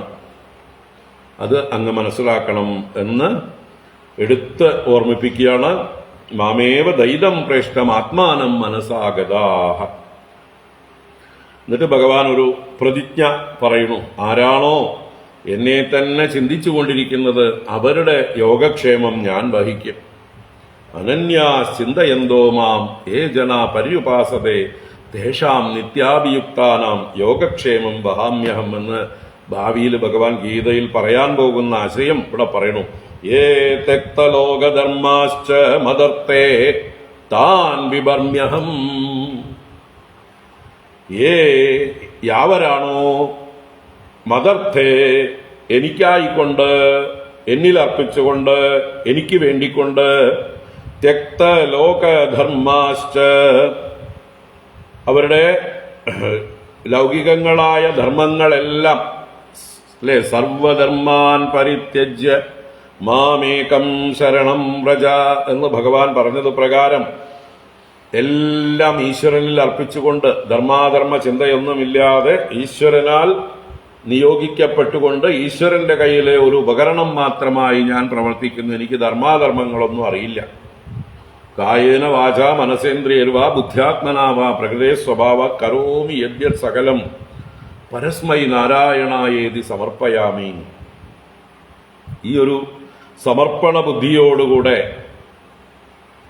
ലോകധർമ്മങ്ങൾ തനിക്ക് വേണ്ടി ഒന്നും ചെയ്യാൻ മെനക്കെടാതെ എല്ലാം ഈശ്വരനിലായിക്കൊണ്ട് സമർപ്പിച്ചുകൊണ്ട് സ്വന്തം അജണ്ടകളൊന്നുമില്ലാത്ത മദർത്തെ തെക്ത ലോകധർമാഹ താൻ അഹം അഹം ബിബർമി. അപ്പോൾ എന്നിൽ എല്ലാം അർപ്പിച്ചിരിക്കുന്ന സർവസ്വവും അവരുടെ സ്വന്തം കാര്യം നോക്കാതെ എൻ്റെ കാര്യം മാത്രം നോക്കുന്ന അനന്യ ചിന്തയോടുകൂടിയവരായ അവരുടെ കാര്യങ്ങളെ താൻ അവരെ അഹം ബിബർമി, ഞാൻ ഭരിക്കും, ഞാൻ വഹിക്കും. അവരുടെ ഭാരം ഞാനാണ് വഹിക്കുക. യോഗക്ഷേമം വഹാമ്യഹം, അവരുടെ എല്ലാ കാര്യങ്ങളും ഞാൻ തന്നെ നോക്കും. അപ്പൊ എന്നെ പൂർണ്ണമായി ആരാണോ ആശ്രയിച്ചിരിക്കുന്നത് അവരുടെ സകല പുരുഷാർത്ഥങ്ങളും ഞാൻ സാധിപ്പിക്കും. എൻ്റെ ഹൃദയത്തിൽ ഞാൻ അവരെ വഹിക്കും. അവരുടെ യോഗക്ഷേമം എൻ്റെ ഉത്തരവാദിത്വമാണ്. അപ്പൊ എനിക്കിങ്ങനെയുള്ള അനന്യഭക്തന്മാരാണ് ഏറ്റവും പ്രിയപ്പെട്ടവർ. വേറെ എത്രയോ സമൂഹത്തിൽ ശ്രേഷ്ഠന്മാരായിട്ടുള്ള ഉന്നത പദവിയിലൊക്കെ ഇരിക്കുന്ന ആൾക്കാരൊക്കെ ഉണ്ടാവും, സാത്വികന്മാരായിരിക്കും, ഇടയ്ക്കൊക്കെ എന്നെ ഭജിക്കുന്നവരൊക്കെ ആയിരിക്കും, അല്ലേ? ബ്രഹ്മാദി ദേവന്മാർ പോലും ഭഗവാനെ ഭജിക്കാത്തവരൊന്നുമല്ല, പക്ഷെ എപ്പോഴും ഒന്നുമില്ല. അവരവരുടെ അഹങ്കാരവും മമത ഭാവങ്ങളും ഒക്കെ വെച്ചുകൊണ്ട് ഇടയ്ക്കിടയ്ക്ക് പ്രശ്നങ്ങൾ ഉണ്ടാകുമ്പോൾ ഭഗവാനെ സ്മരിക്കും. അവർ പരാജയപ്പെടുമ്പോൾ മാത്രമേ ഭഗവാനെ സ്മരിക്കുള്ളൂ. അങ്ങനെയല്ല, ഇത് എല്ലായ്പ്പോഴും ഭഗവാനെ തന്നെ സ്മരിച്ചുകൊണ്ട് അവർക്ക് സ്വന്തമായിട്ടൊന്നും നേടാനില്ലാതെ ഭഗവാന് വേണ്ടി എല്ലാം ചെയ്യുന്നവരായിട്ടുള്ള ആളുകളാണ് ഏ തെക്ത ലോകധർമാഹ, മദർത്തെ എനിക്കായിക്കൊണ്ട് താൻ ബിബർമ്യഹം, അവരെ ഞാൻ വഹിക്കുന്നു. അപ്പോ അങ്ങനെയുള്ളവരാണ് ഈ ഗോപികമാരെന്ന് പ്രത്യേകം എടുത്തു പറയണം. ഈ ഗോപികമാരുണ്ടല്ലോ, എനിക്ക് വേണ്ടി സർവസ്വവും ത്യജിച്ച് അവർക്ക് പ്രത്യേകമായിട്ടുള്ള ഒരു കാര്യവും ഈ ഭൂമിയിലില്ല, അവർക്കൊന്നും സാധിക്കാനില്ല. അവര് എനിക്ക് വേണ്ടി ജീവിക്കുകയാണ്, എന്നെ തന്നെ കരുതിക്കൊണ്ട് മനസ്സിൽ ധ്യാനിച്ചുകൊണ്ട് ജീവിക്കുന്നവരാണ്. അതുകൊണ്ട് അവരുടെ കാര്യം, അവരുടെ യോഗക്ഷേമം നോക്കേണ്ടത് എൻ്റെ കടമയല്ലേ. അതുകൊണ്ടാണ് ഞാൻ അങ്ങയെ അവരുടെ അടുത്തേക്ക് ദൂതനായിട്ട് അയക്കുന്നത്, ഓർമ്മ വേണം എന്ന് പ്രത്യേകം ഗൗരവം കൊടുക്കണം ആ വിഷയത്തിന് ഉദ്ധവന്റെ ഉള്ളില്. അല്ലെങ്കിൽ ഉദ്ധവൻ വെറും പ്രാകൃത സ്ത്രീകൾ, പശുക്കളെ മേച്ച് നടക്കുന്നവർ, അവരോടൊക്കെ ഇത്രയൊക്കെ മതിയെന്ന് വിചാരിക്കേണ്ട. അവരെ വളരെ വേണ്ട പോലെ കാണണം.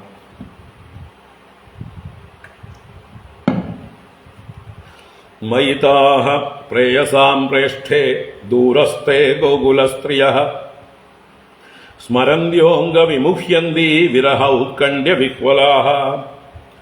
മയിതാഹ പ്രേയസാം പ്രേഷ്ഠേ ദൂരസ്ഥേ ഗോകുലസ്ത്രിയഃ സ്മരന്ത്യോംഗവിമുഹ്യന്തി വിരഹ ഉത്കണ്ഠ്യ വിഹ്വലാഃ. വീണ്ടും ആ ഗോപികമാരെ കുറിച്ച് ഭഗവാൻ വാചാലനാവുകയാണ്. പ്രേയസാം പ്രേഷ്ഠേ മയി ദൂരസ്ഥേ അപി താഹ ഗോകുലസ്ത്രിയഃ വിരഹ ഉത്കണ്ഠ്യ വിഹ്വലാഃ മാം സ്മരന്ത്യഃ വിമുഹ്യന്തി.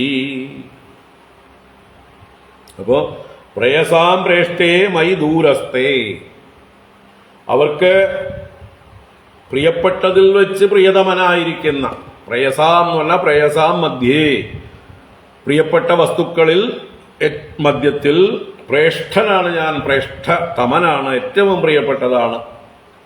അപ്പൊ അവർക്ക് ഈ ലോകത്തില് അവരുടെ മക്കളോ ഭർത്താവോ കുടുംബമോ വീട്ടിൽ വളർത്തുന്ന പശുക്കളോ അതൊന്നും അവർക്കിപ്പോ പ്രിയമൊന്നുമല്ല. പണ്ടതൊക്കെ പ്രേയസുകളായിരുന്നു അവർക്ക്. അതിലൊക്കെ വെച്ച് ശ്രേഷ്ഠനാണ് ഇപ്പൊ ഞാൻ.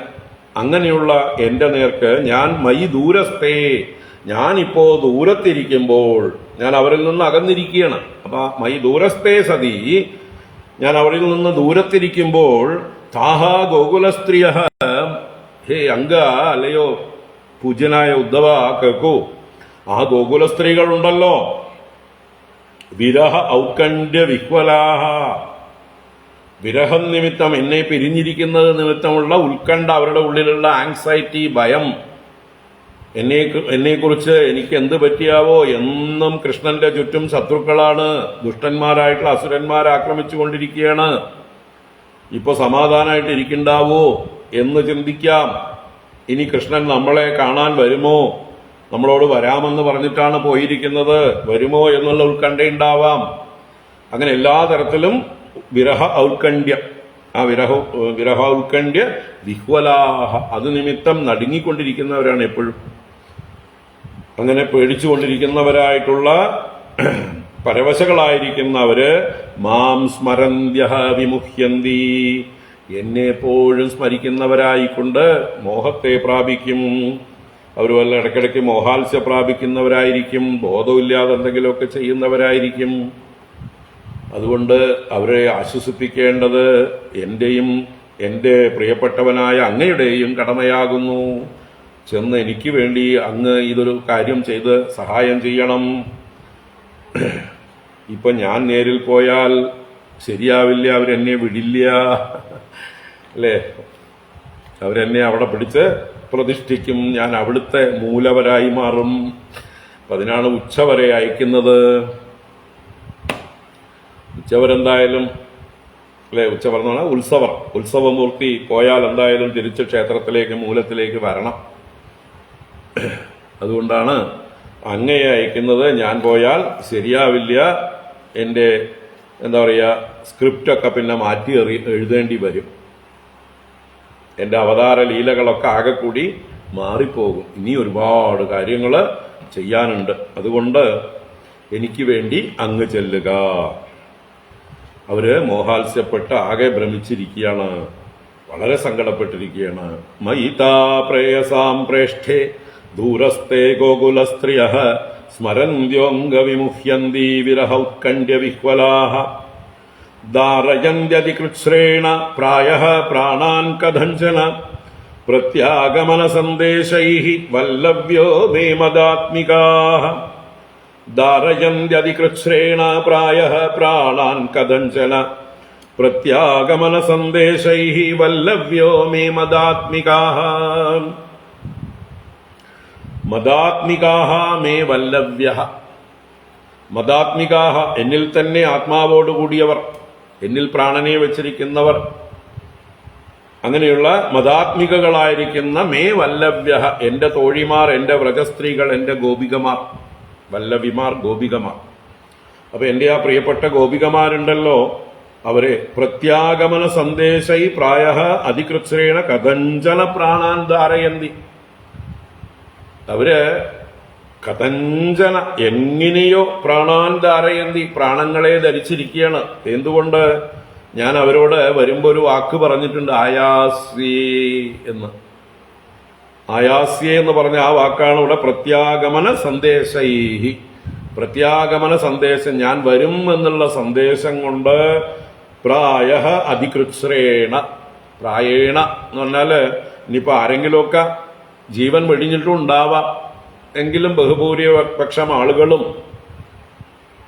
അതികൃച്ഛ്രേണ വളരെ കഷ്ടപ്പെട്ട് അവരുടെ പ്രാണനെ ധരിച്ചിരിക്കുകയാണ്. കഥഞ്ചന എങ്ങനെയോ കഷ്ടപ്പെട്ട് പ്രാണനെ പിടിച്ചു നിർത്തിയിരിക്കണവർ ഞാൻ വരും എന്നുള്ള പ്രതീക്ഷയോടുകൂടി. അപ്പൊ അവർ ഓരോ ദിവസവും എന്നെ പ്രതീക്ഷിക്കുന്നുണ്ടാവും, ഇന്ന് വരും, ഇന്ന് വരും, ഇന്ന് വരും എന്ന്. അതിൻ്റെ ഇടയ്ക്ക് പലരും കാണാതെ ഉത്കണ്ഠാകുലരായി മോഹാത്സ്യപ്പെട്ടും അല്ലെങ്കിൽ ശരീരം വെടിഞ്ഞും പോയോ എന്ന് എനിക്ക് അറിയില്ല എന്നാണ് ഇവിടെ പ്രായഃ എന്നുള്ള പ്രയോഗം. പ്രായേണ എന്തായാലും കൂടുതൽ ആളുകളും കാത്തിരിപ്പുണ്ടാവും.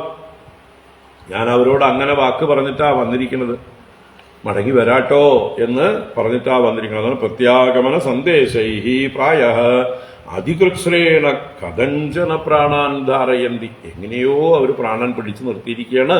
അതുകൊണ്ട് വേഗം ചെന്ന് ആശ്വസിപ്പിക്കുക, അവരുടെ പ്രാണൻ പോകണ്ട, അവരെ ഒന്ന് നല്ലോണം ആശ്വസിപ്പിച്ചിട്ട് വരൂ എന്ന് ഭഗവാന്റെ സന്ദേശം ഉദ്ധവനോട് പറഞ്ഞു. തുടർന്ന് ശ്രീശുക ഉവാച ഇത്യുക്ത ഉദ്ധവോ രാജൻ സന്ദേശം ഭർത്തുരാദൃതഃ ആദായ രഥമാരുഹ്യ പ്രയയൗ നന്ദഗോകുലം. ശ്രീശുക ഉവാച ഇത്യുക്തഃ ഉദ്ധവോ രാജൻ സന്ദേശം ഭർത്തുരാദൃതഃ ആദായ രഥമാരുഹ്യ പ്രയയൗ നന്ദഗോകുലം. സുഖബ്രഹ്മർഷി തുടർന്നു, അല്ലയോ രാജാവേ, പരീക്ഷിത് രാജാവേ, കേൾക്കൂ.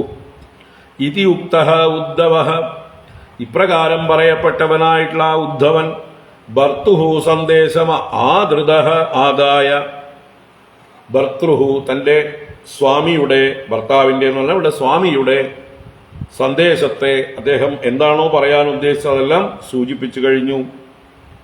അതിനെ ആദൃത ആദായ, ആദരവോടുകൂടി സ്വീകരിച്ചിട്ട്, ഭഗവാൻ സീരിയസ് ആയിട്ടാണ് പറഞ്ഞിരിക്കുന്നത്, അപ്പൊ അതിനെ ബഹുമാനിച്ചുകൊണ്ട് സ്വീകരിച്ചുകൊണ്ട് ആദായ രഥമാരുഹ്യ, ഗോകുലത്തിലേക്ക് പോകാനുള്ള ഒരു രഥത്തിൽ കയറിയിട്ട് രഥമാരുഹ്യ നന്ദഗോകുലം പ്രയയൗ, ആ നന്ദന്റെ ഗോകുലത്തിലേക്ക് പ്രയാണം ചെയ്തു, പ്രകർഷേണ യാനം ചെയ്തു, പ്രയയൗ. അപ്പൊ ഉദ്ധവനത ഗോകുലത്തിലേക്ക് പോവുകയാണ്. അക്രൂരനെ പോലെ വഴിയിലൊന്നും ചിന്തിക്കാനൊന്നുമില്ല അല്ലേ. അതുകൊണ്ട് ഭഗവാനെ കാണാനല്ലല്ലോ പോണത്, ഭഗവാന്റെ അടുത്തുനിന്നാണ് പോകുന്നത്. അപ്പൊ അതുകൊണ്ട് വേഗം പോവുകയാണ്. അവരെ ചെന്ന് കാണുക, അവരെ സമാശ്വസിപ്പിക്കുക, എത്രയും വേഗം ഭഗവാന്റെ അടുത്തേക്ക് വന്ന് ഭഗവാനോട് തന്റെ മിഷൻ സക്സസ്ഫുൾ എന്ന് റിപ്പോർട്ട് കൊടുക്കണം.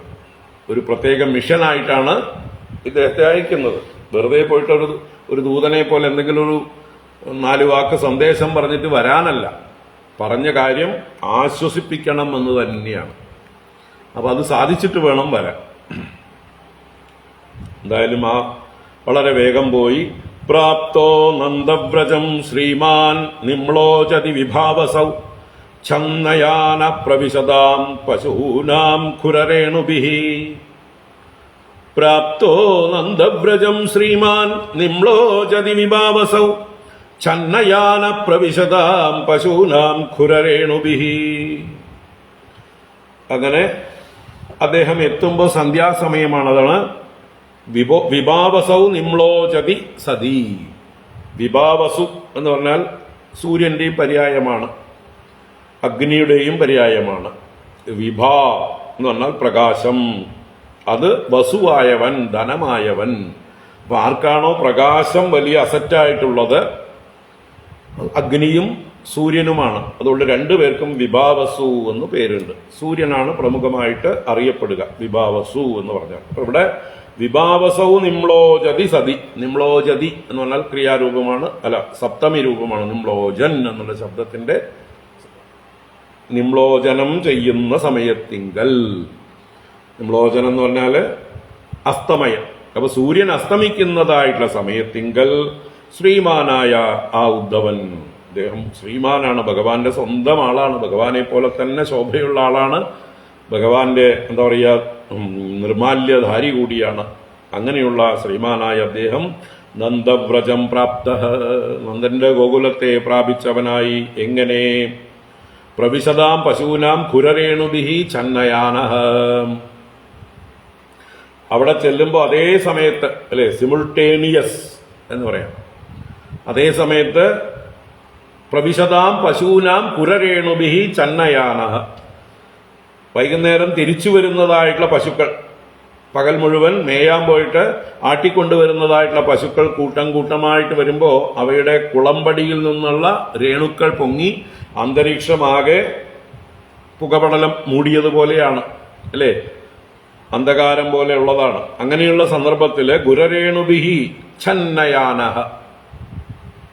ഛന്നയാനഃ തന്റെ യാനം, ഛന്നം ഒരു തിരശീല കൊണ്ട് മറയ്ക്കപ്പെട്ടതുപോലെ ആരും കണ്ടില്ല.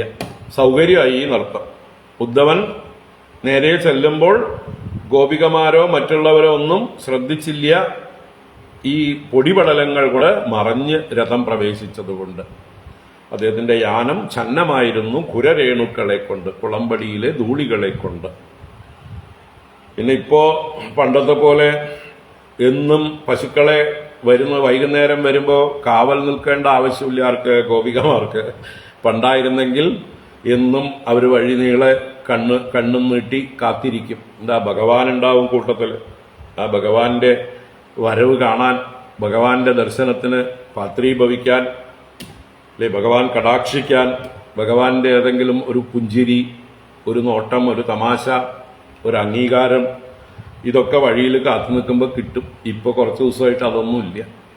അപ്പോൾ പിന്നെ ഗോപികമാര് വഴിയിലൊന്നും അങ്ങനെ നിൽക്കുന്നുണ്ടാവില്ലൊക്കെ വീട്ടിന്റെ ഉള്ളിലായിരിക്കും. എന്തിനാപ്പോൾ പൊടി തിന്നണം അല്ലേ? പശുക്കൾ വരുമ്പോൾ പൊടികൾ ഇങ്ങനെ കിളമ്പിക്കൊണ്ടിരിക്കുമ്പോൾ അതിൻ്റെ ആവശ്യമില്ല എന്ന് വിചാരിച്ച് അവർ മാറിയിരിപ്പുണ്ടാവും. എന്തായാലും ഈ പൊടികളെ കൊണ്ട് മറഞ്ഞ വഴികളായതുകൊണ്ട് ഇദ്ദേഹത്തിന് ആരും അറിയാതെ നന്ദന്റെ ഗൃഹത്തിലേക്ക് എത്താൻ പറ്റി. പ്രാപ്തോ നന്ദവ്രജം ശ്രീമാൻ നിമ്ലോചതി വിഭാവസൗ ഛന്നയാനഃ പ്രവിശതാം പശൂനാം കുരരേണുഭിഃ വാസിതാർത്ഥേ അഭിയുദ്ധ്യദ്ഭിഃ നാദിദം ശുഷ്മിഭിർവൃഷൈഃ ധാവന്തീഭിശ്ച വാസ്രാഭിഃ ഊദോബാരൈഃ സ്വവത്സകാൻ. വാസിതാർത്ഥേ അഭിയുദ്ധ്യദ്ഭിഃ നാദിദം ശുഷ്മിഭിർവൃഷൈഃ ധാവന്തീഭിശ്ച വാസ്രാഭിഃ ഊദോഭാരൈഃ സ്വവത്സകാൻ. അവിടെ ഉദ്ധവൻ കണ്ട ഗോകുലത്തിലെ സമൃദ്ധിയെ ചുരുക്കി വർണ്ണിക്കുകയാണ്. ഗോകുലത്തിലെ സമൃദ്ധി എന്ന് പറഞ്ഞാൽ എന്താണ്? പശുക്കളുടെ ആരോഗ്യവും പശുക്കളുടെ അകിടുകളുടെ വലിപ്പവും പശുക്കളെല്ലാം എന്താ പറയുക പുഷ്പിണികളാവുന്നതും നല്ല കാളകൾ, ആരോഗ്യവാന്മാരായ കാളകൾ ആ പശുക്കളെ പ്രാപിക്കാൻ വേണ്ടി മത്സരിക്കുന്നതും ഒക്കെയുള്ള ഒരു രംഗമാണ്. അതിനെയാണ് ഇവിടെ വർണ്ണിക്കുന്നത്. വാസിതാർത്ഥേ അഭിയുദ്ധ്യദ്ഭിഃ നാദിദം ശുഷ്മിഭിർ വൃഷൈഃ. വാസിത എന്ന് പറഞ്ഞാല് പുഷ്പിത എന്നാണ് അർത്ഥം. അപ്പോ പശുക്കള് ചെന പിടിക്കാൻ പാകമാവുക എന്ന് പറയും നമ്മൾ, അല്ലേ? ചെന പിടിപ്പിക്കാൻ പാകമാവുക. അപ്പൊ അവർക്ക് ആ ഒരു ഗന്ധം പ്രത്യേകമായിട്ടുണ്ടാവും. അതുകൊണ്ടാണ് അതിന് വാസിത എന്ന് പറയുന്നത്.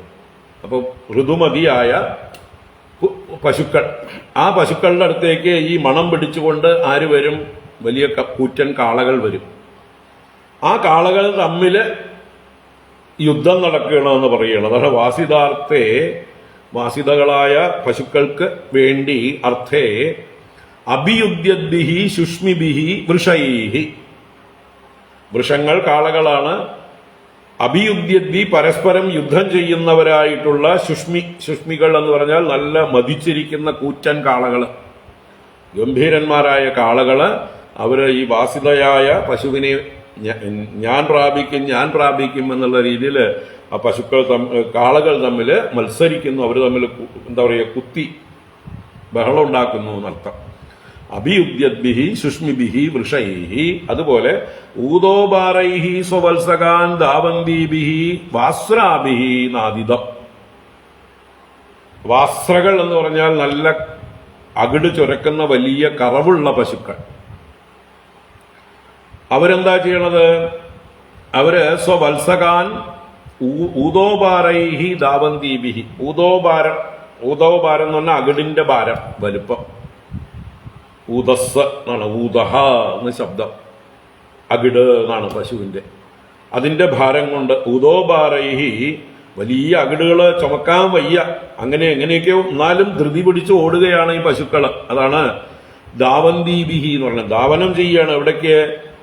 അവരുടെ കുട്ടികളെ സ്വവത്സകാൻ, ആ പശുക്കുട്ടികളെ ഓർത്ത് അവർക്ക് വിശക്കുണ്ടാവും കുട്ടികൾക്ക്, അവരെ കുടിപ്പിക്കണമെന്ന് വിചാരിച്ചുകൊണ്ട് രണ്ടും രണ്ട് വഴിക്ക് മേയാൻ പോയവരാണല്ലോ.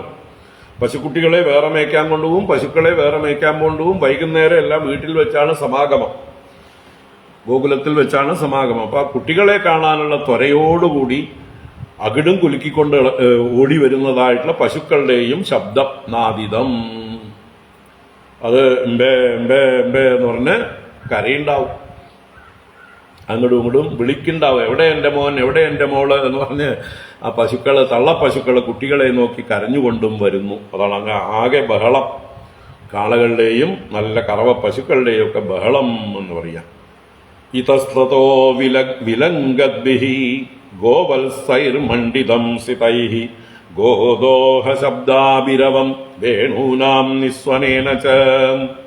ഇതസ്തോ വിലംഗദ്ഭിഃ ഗോവത്സൈർമണ്ഡിതം സിതൈഃ ഗോദോഹ ശബ്ദാഭിരവം വേണൂനാം നിസ്വനേന ച.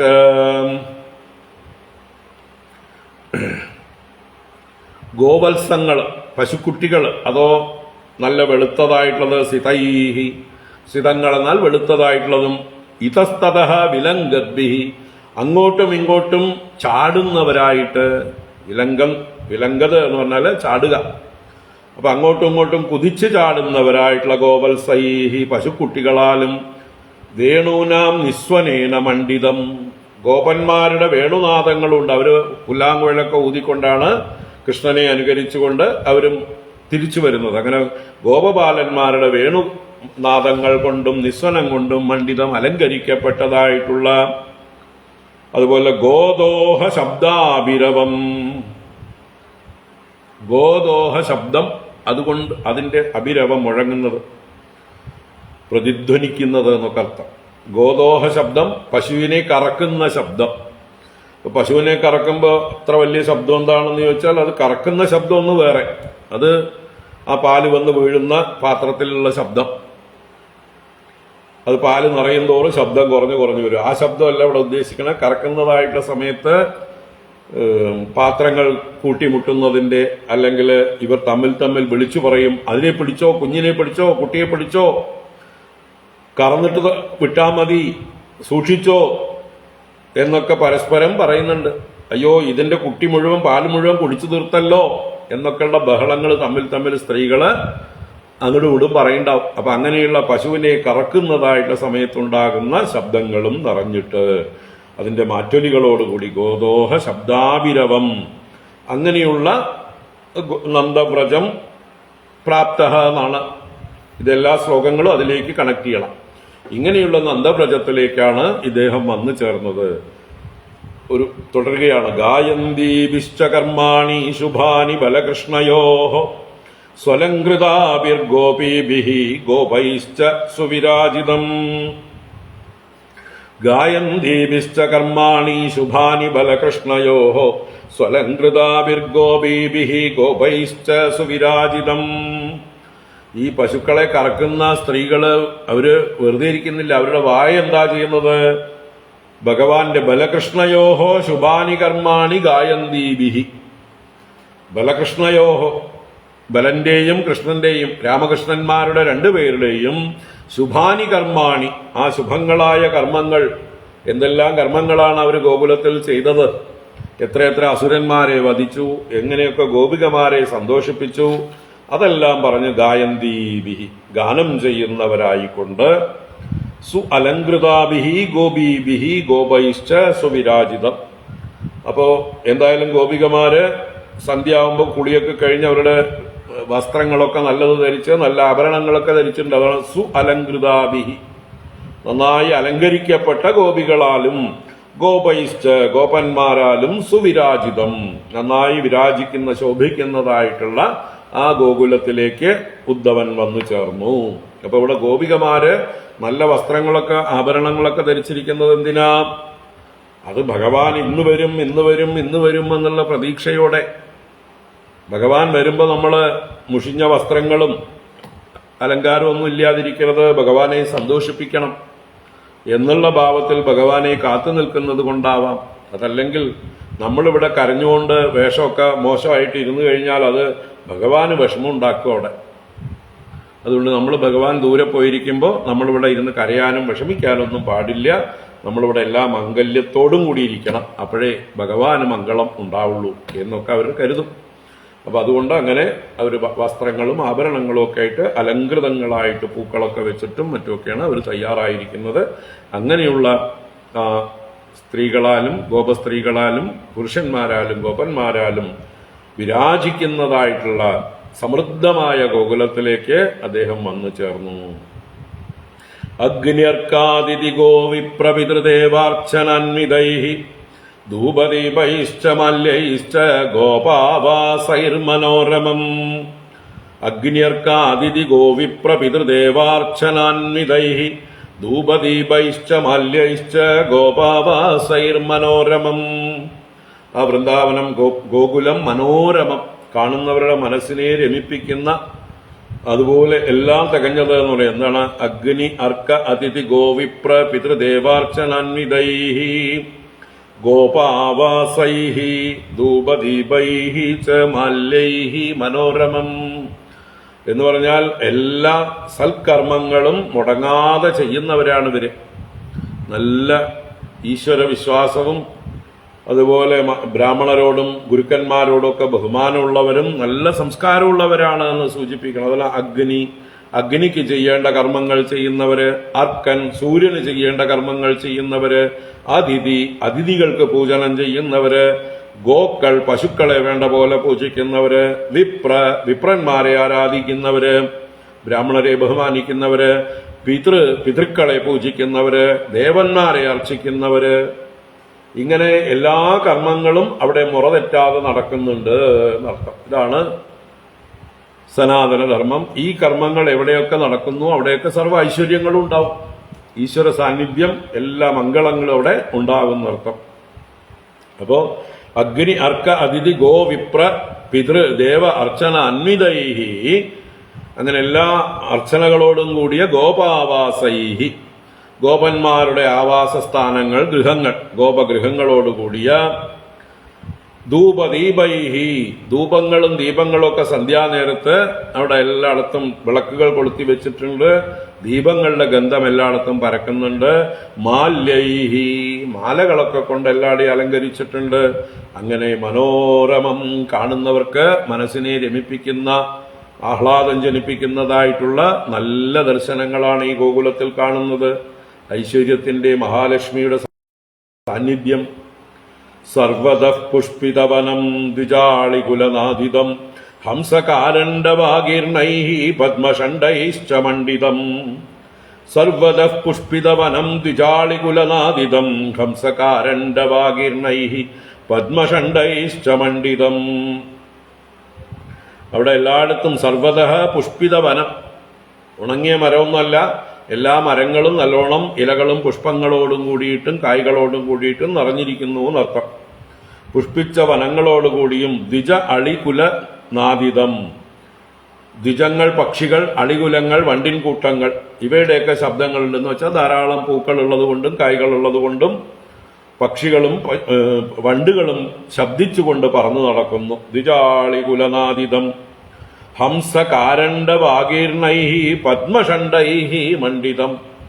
പദ്മഷണ്ഡങ്ങൾ എന്നാൽ താമരപ്പൊയ്കകൾ.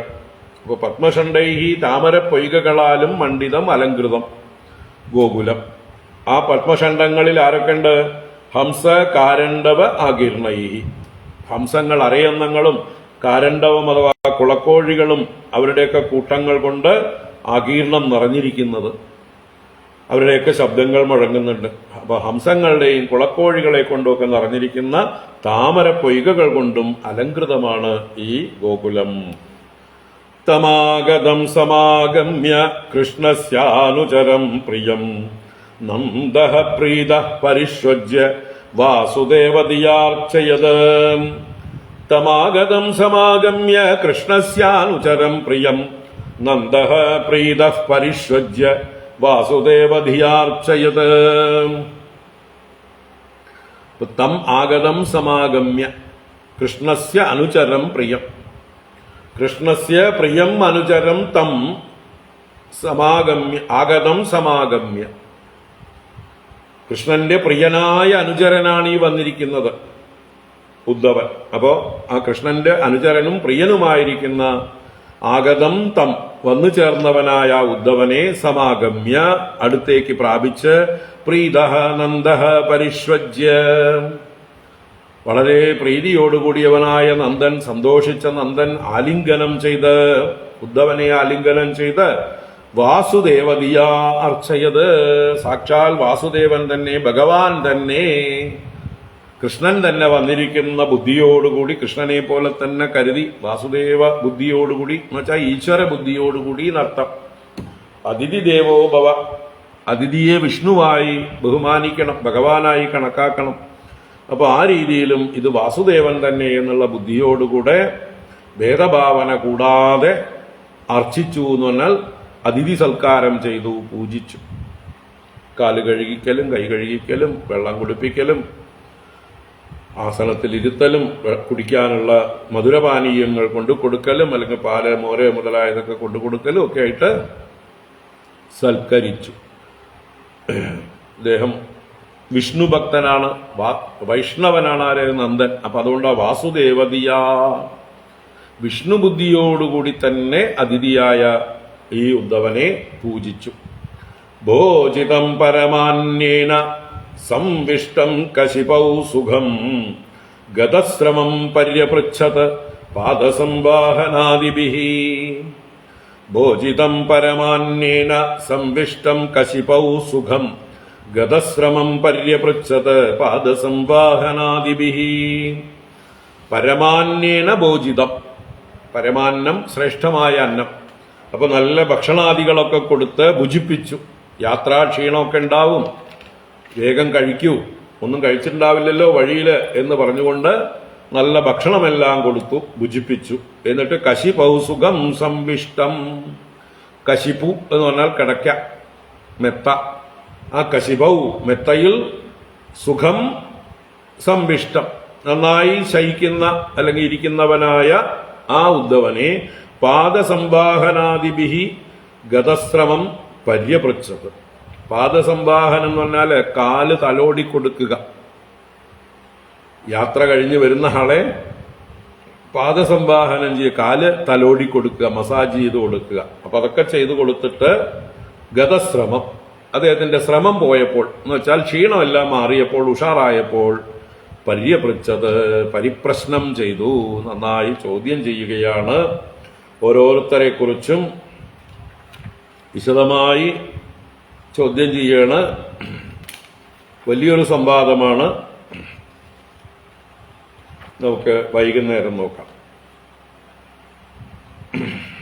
ഓരോരുത്തരെയും പേരെടുത്ത് പറഞ്ഞ് സുഖം തന്നെയല്ലേ എന്ന് പറയലും മറ്റു കുശല പ്രശ്നങ്ങളും, ഭാഗ്യം ഭാഗ്യം ഭാഗ്യം, ആ കംസൻ കൊല്ലപ്പെട്ടു, മല്ലന്മാർ കൊല്ലപ്പെട്ടു എന്നൊക്കെ പറഞ്ഞിട്ടുള്ള ആ കഥകളും എല്ലാം പറഞ്ഞുകൊണ്ട് വിശദമായിട്ടുള്ള കുശല പ്രശ്നം. ഒരു 10 ശ്ലോകങ്ങളാണ്, 11 ശ്ലോകങ്ങളും നമുക്ക് വൈകിട്ട് കാണാം. അത് കഴിഞ്ഞ് ഉദ്ധവന്റെ മറുപടികളും ഉദ്ധവൻ ആശ്വസിപ്പിക്കുന്നതൊക്കെ കാണാം. ഓം കായേന വാചാ മനസേന്ദ്രിയൈർവാ ബുദ്ധ്യാത്മനാ വാ പ്രകൃതേ സ്വഭാവാത് കരോമി യദ്യത് സകലം പരസ്മൈ നാരായണായേതി സമർപ്പയാമി. ഓം ശാന്തി ശാന്തി ശാന്തി. ഹരി ഓം ശ്രീ ഗുരുഭ്യോ നമഃ. ഹരി ഓം.